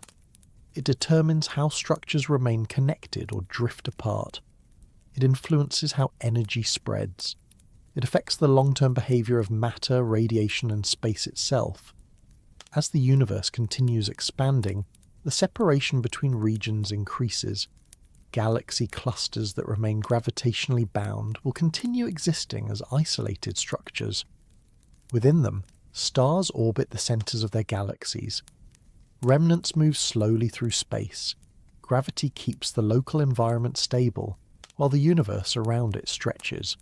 Over time, these clusters remain as the last connected structures in a universe that grows increasingly empty. Beyond these clusters, space expands without limit. Distances grow faster than any signal can traverse them. The horizon, beyond which no information can reach, shrinks in practical terms. Even though the universe itself might remain infinite, the observable regions become smaller from any given point. This effect doesn't signal an ending. It simply shapes how the universe evolves. The story of the far future of the universe is not about a single event. It's about processes that unfold gradually and steadily. Expansion increases. Stars age. Clusters drift apart. Remnants cool. Black holes evaporate. Each of these processes contributes to the long-term evolution of the cosmos. None of them represent a final point. They simply reflect how the universe behaves under the influence of dark energy and cosmic expansion. When people talk about the expansion of the universe, the idea can feel distant from everyday life. Nothing around us stretches. Distances between familiar objects stay the same. Gravity holds the Earth in its orbit. Buildings don't slowly drift apart. Even the solar system behaves predictably. Because expansion is so subtle at human scales, it's easy to imagine it as something happening far away, affecting only distant galaxies or regions of space we'll never reach. But the expansion plays a quiet, steady role in shaping where we fit within the universe. Even though we don't notice it directly, it determines how the cosmos evolves and how our position relates to everything around us. The expansion started in the early universe, long before stars or galaxies formed. That early period set the foundation for the structures that came later. If expansion had been faster, matter might have spread out too quickly for galaxies to form. If it had been slower, gravity might have collapsed matter into dense regions before stars had time to ignite. The rate of expansion shaped everything we see today. Our location within the Milky Way, the presence of nearby galaxies, and the structure of the local group all depend on how the universe expanded in its earliest phases. As matter cooled and clumped under gravity, galaxies formed. These galaxies became the building blocks of larger structures. But even as galaxies grew, the expansion continued, slowly increasing the distances between them. This balance between gravity and expansion determined how groups and clusters formed. If expansion had been significantly different, the Milky Way and Andromeda might not have become neighbours. Their eventual merger would not be part of the cosmic story. Instead, they might have drifted in unrelated paths, or formed in regions where their interactions would never occur. The local group's existence depends on this balance. It is a small collection of galaxies held together by their mutual gravitational pull. Despite the accelerated expansion of the universe, the forces within the group remain strong enough to prevent its members from drifting apart. This region forms our immediate cosmic environment. Its size, shape, and behaviour all reflect the universe's history of expansion. Looking beyond the local group, the effect of expansion becomes more pronounced. The galaxies that are not bound gravitationally to us drift away over time. Their increasing distance affects what we can observe. As the expansion accelerates, the light from these galaxies becomes stretched to longer wavelengths. Eventually, it might become too faint or too shifted to detect. This gradual fading doesn't occur suddenly. It unfolds over long periods. But it influences what future observers will see when they look outward. This fading of distant galaxies shapes our understanding of cosmic history. By observing how the light from these galaxies is stretched, astronomers can measure the expansion. This measurement allows them to trace the universe's behaviour across time. It helps determine how much dark energy influences the expansion and how the universe's rate of growth changes. Without these distant galaxies, our understanding of cosmic evolution would be far more limited. The expansion not only shapes our place, but provides the information needed to understand that placement. Even within the Milky Way, expansion contributes indirectly to our cosmic environment. The galaxy's size, shape, and structure depend on the conditions present when it formed. The distribution of matter in the early universe influenced where and how galaxies emerged. These conditions were shaped by expansion. The balance between the pull of gravity and the stretching of space determined how matter could collapse and organize into stars, clusters, and galactic disks. Our solar system formed within this structure, guided by patterns that were shaped long before planets existed. Understanding how expansion shapes our place also requires looking at how galaxies evolve. Over time, star formation changes. Gas clouds collapse, new stars ignite, and older stars fade. These processes occur independently of expansion, but the expansion influences the larger framework. Galaxies interact with neighbours, merge, and affect each other's structure. The accelerating expansion limits these interactions by separating galaxies over long distances. Only in regions where gravity overcomes the expansion do mergers occur. These interactions define the long-term evolution of galaxies, including the Milky Way. Within the local group, the future includes a merger between the Milky Way and Andromeda. This event is shaped by the balance of forces. While space expands, gravity still pulls the two galaxies together. Their eventual merger reflects how local conditions can override the general expansion. This merger will shape the future structure of the combined galaxy. It will influence the orbits of stars, the distribution of gas, and the gravitational environment in which future stars and planets form. Our place in the cosmos is not fixed. It changes gradually as galaxies interact, evolve, and follow the larger patterns of cosmic behaviour. Looking farther out, clusters and superclusters offer another perspective. These larger structures are bound by gravity, but they exist in an expanding universe. Their shape and stability depend on the distribution of matter and the influence of dark energy. As expansion accelerates, the boundaries of these structures become clearer. Regions with enough mass remain connected. Regions without sufficient mass drift apart. This separation shapes the large-scale map of the universe. From our vantage point, the expansion determines what part of the universe is accessible. It sets the limits of what we can see and influences what information reaches us. Light from certain distant regions may never arrive if the expansion outpaces it. This limit defines the observable universe. Beyond it, space continues, but its details remain out of reach. The size of the observable universe changes over time as expansion stretches distances. This boundary is fundamental to understanding our place. It defines the part of the universe with which we can interact through light or any other signal. Another aspect of our place in the cosmos involves the balance of matter, radiation, and dark energy.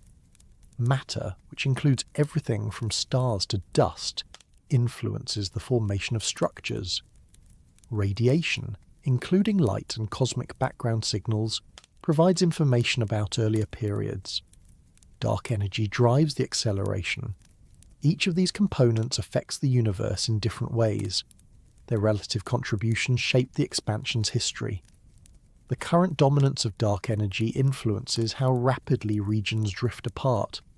This balance determines the large-scale dynamics that define our cosmic neighbourhood. Understanding this balance helps explain why we observe the universe in its current state.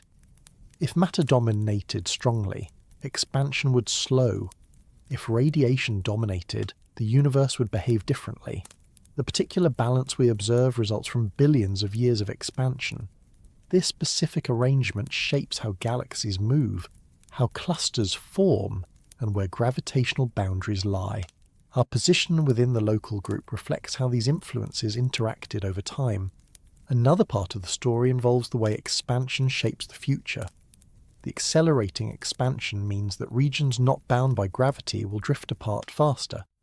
Eventually, only local structures will remain within reach. Over immense timescales, the universe will become more isolated. This isolation is not immediate, it unfolds slowly. But it shapes the long-term environment in which galaxies exist. It determines how much of the universe remains accessible to future observers. It also affects how scientists interpret the large-scale structure of the cosmos. While expansion influences the large scale, it doesn't alter the solar system or the structure of atoms. Gravity and other forces dominate those scales. The distances between planets remain stable because gravity holds them in orbit. The structure of atoms remains unchanged because expansion affects only the geometry of space on extremely large scales. This difference helps explain why expansion is not noticeable in everyday experience. It shapes the universe without affecting small-scale structures. Even though expansion does not disrupt local systems, its influence remains central to understanding our place in the cosmos. It determines how galaxies are arranged, how clusters form, and how the observable universe evolves. It affects how information from distant regions reaches us. It shapes the long-term trajectory of cosmic evolution. Our position is not simply a location in space. It is a consequence of processes that span the entire history of the universe. The way expansion shapes our place becomes even clearer when considering how astronomers measure distance. Redshift provides a way to track how much the universe has expanded since light left a distant galaxy. This measurement allows scientists to determine where objects lie in relation to us. Without expansion, these measurements would be very different. The structure of the universe would not produce the same patterns. Our understanding of distance, time, and motion depends on the expansion. This approach helps place the Milky Way in the broader cosmic map. By measuring the redshift of nearby and distant galaxies, astronomers can trace the structure of the local group and its surroundings.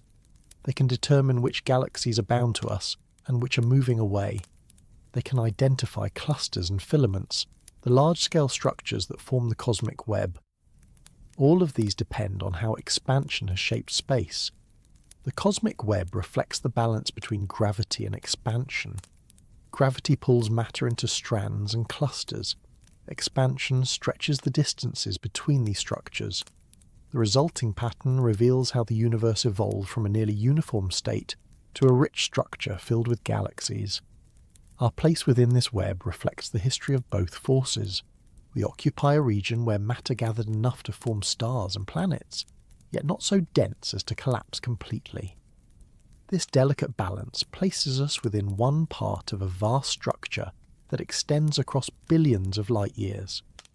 Understanding how expansion shapes our place also helps explain what we can learn from the cosmic microwave background. This ancient radiation carries information about the universe's early conditions. Its temperature variations reflect the seeds of future structures. These variations show how matter was distributed before galaxies formed. The expansion stretched this radiation over time, cooling it and changing its wavelength. By studying it, scientists can understand how the early universe set the conditions for the structures we observe today. This provides another perspective on how expansion influences our place. As expansion continues into the future, it will keep shaping the environment.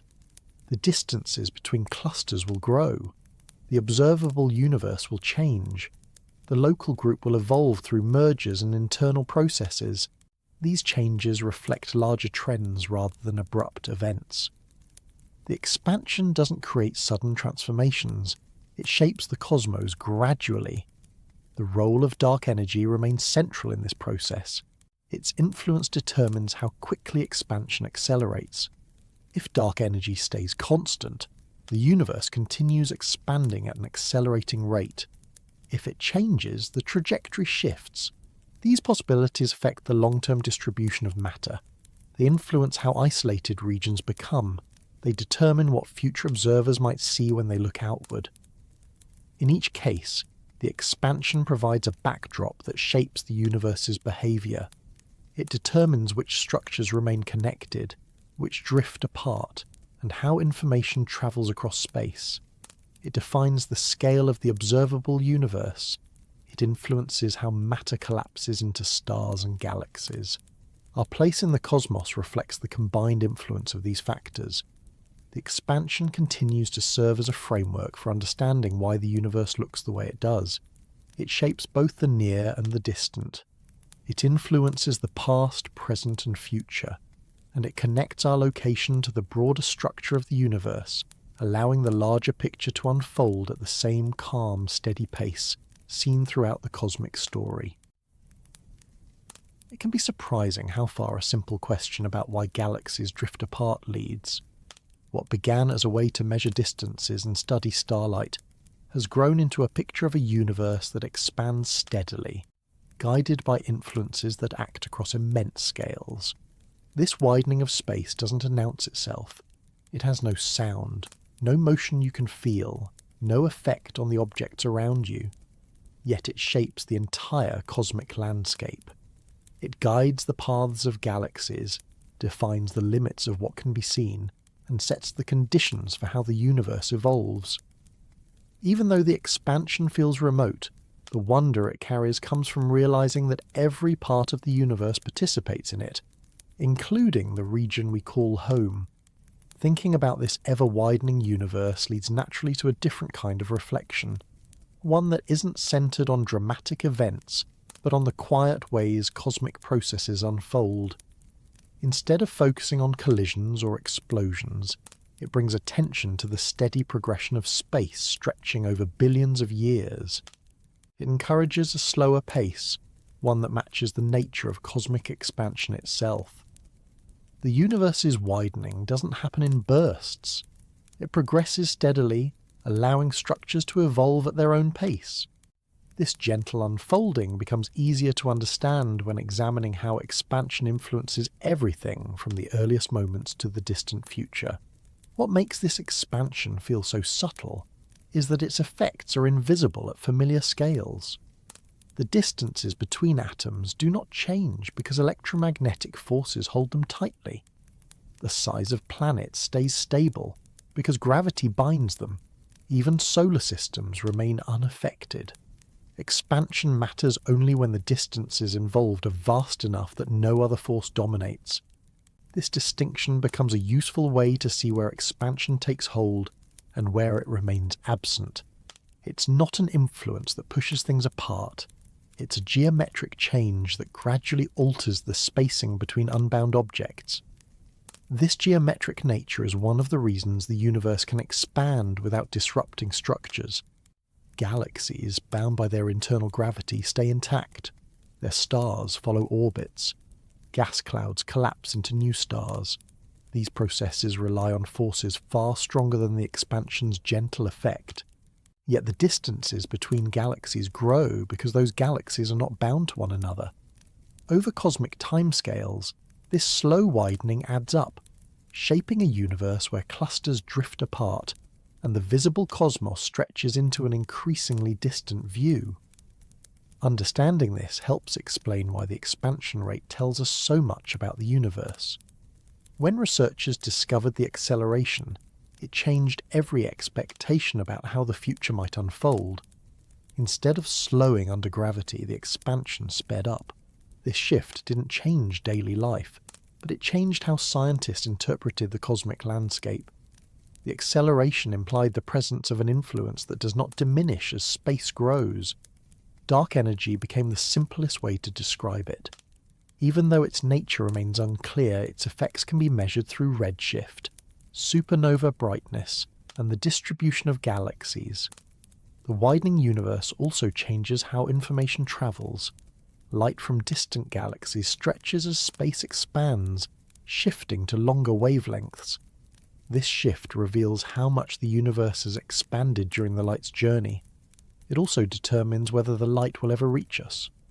As acceleration continues, some regions drift away so quickly that their light will no longer cross the widening distance.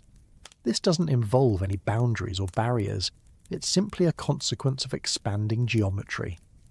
Over time, more regions slip beyond reach. leaving only the closest structures visible. This gradual change creates a sense of isolation on the larger scales, even though nothing dramatic happens in any moment. The galaxies in the local group continue interacting normally, unaffected by expansion, but the galaxies outside this region drift away steadily. Their presence in the night sky becomes increasingly faint, then imperceptible. This change occurs over such long time scales that it's more a shift in cosmic perspective than a loss of anything tangible.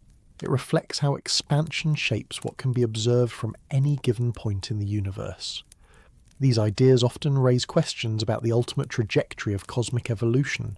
If the universe widens indefinitely, does it reach a point where nothing else occurs? The answer depends on which timescales you consider. On human timescales, nothing changes. On cosmic timescales, the widening becomes more noticeable. Galaxies evolve. Clusters drift apart. Radiation stretches into longer wavelengths. The universe becomes more diffuse. But even in these fast stages, activity continues. Stars form from leftover gas. Black holes evaporate slowly. Particles interact occasionally. The universe does not reach an abrupt stopping point. It simply continues evolving at a pace that reflects the steady influence of expansion. What people often find surprising is how much of the universe's structure results from the exact balance of influences present in its early years. Expansion and gravity interacted in ways that allowed galaxies to form, but prevented matter from collapsing completely. If the early expansion had been different, the universe might have been empty or excessively dense. Instead, the balance allowed complexity to emerge. This balance shaped the environment that eventually supported stars, planets, and the conditions for life. It created the cosmic landscape in which humans now observe the universe's widening. This connection between early conditions and present behaviour is one of the reasons cosmologists study both the distant past and the accelerating present. Each reveals different aspects of the universe's overall story. The early universe shows how matter began forming structures. The accelerating present shows how dark energy influences those structures as the expansion continues. Both periods shape what comes later. They reflect a long history guided by a combination of matter, radiation, gravity, and dark energy. As the widening continues, the large-scale patterns become more pronounced. Filaments stretch, voids expand. Clusters maintain their internal stability while drifting apart. The cosmic web remains structurally similar, but becomes less connected over time. This expanding web creates a map of how matter is distributed across the universe. It also provides a way to trace how expansion influences the arrangement of galaxies. The way expansion shapes this structure becomes clearer when considering how astronomers measure it. Observations of redshift provide a record of how the universe widened across time. Measurements from the cosmic microwave background reveal conditions from early moments. These data sets connect directly to the expansion rate. They show how the widening progressed and how the acceleration developed. Together, they offer a picture of a universe in continuous motion, guided by forces acting over immense distances. One of the most important aspects of the ever-widening universe is that it provides context for understanding our place within it. Even though humans occupy a small region of one galaxy, the larger cosmic setting explains why that region exists at all. The expansion allowed matter to cool and clump. Gravity shaped these clumps into stars and planets. The balance between expansion and gravity determined how galaxies formed and how they evolved. Without this balance, the environment that supports life would never have emerged. This connection is subtle but fundamental. Thinking about the widening universe also encourages questions about what future observers might see. As expansion continues, the light from distant galaxies will become more stretched. Some galaxies will eventually disappear from view entirely. Future astronomers may observe only the galaxies bound to their region, unaware of the wider structures that once filled the sky.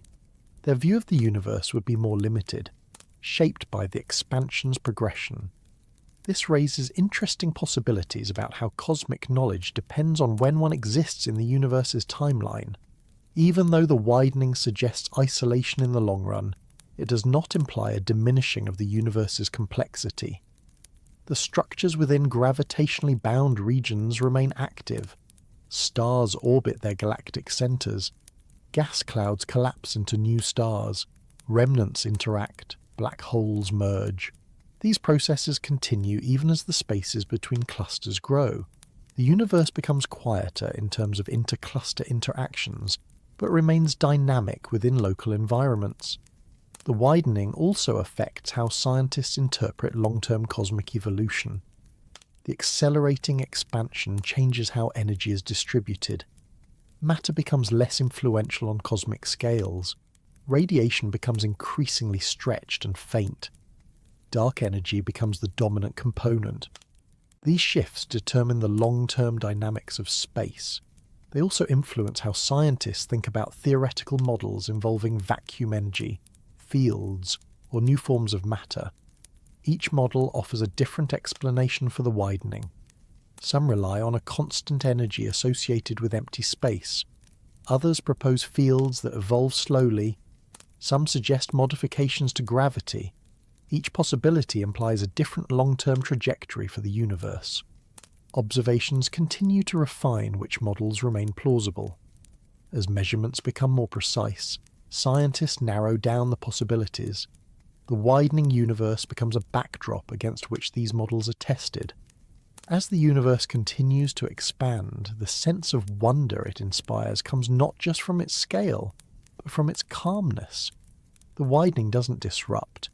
It doesn't create sudden changes. It simply continues, shaping the cosmos in a steady way. This quiet progression is one of the more surprising aspects of cosmic behavior. It shows how large-scale processes can be significant without being dramatic. It also reflects how the universe can evolve gently, even as its size increases without limit. This calmness becomes even more apparent when imagining the universe at times far beyond the present. The galaxies within local regions remain the centers of activity. Stars continue forming slowly. Remnants drift. Black holes evaporate. Expansion carries everything else farther away, widening the spaces between clusters. Yet no boundary is reached. The universe doesn't stop expanding. It simply continues, gradually reshaping the cosmic landscape. This ongoing widening encourages a particular perspective when considering the universe. Instead of looking for a clear ending or a final state, it becomes easier to see the universe as something that evolves continuously. Its behaviour reflects the interplay of forces that act quietly but persistently. Each stage opens into another. The expansion doesn't lead to a conclusion but to a different arrangement. It creates a sense of openness rather than finality. Thinking about the ever-widening universe also highlights the idea that the cosmos doesn't need to have a final destination to be meaningful. Its steady stretching creates space for new structures to evolve, for stars to form, for galaxies to interact, and for the large-scale web to shift gradually. The widening becomes a backdrop for ongoing activity rather than a pathway toward a specific outcome. As the ideas developed in earlier sections continue into this final movement, the expanding universe becomes a way to connect everything together. The earliest fluctuations that seeded galaxies, the gentle competition between gravity and expansion, the rise of dark energy, and the long-term evolution of cosmic structures all point toward a universe that unfolds smoothly, shaped by steady influences. Each new piece fits into the larger picture, allowing the understanding to grow without urgency. And as this picture continues taking shape, the widening universe remains a steady presence, guiding the structure of the cosmos while leaving space for whatever comes next, carrying the story forward at the same quiet pace that has defined it since the beginning.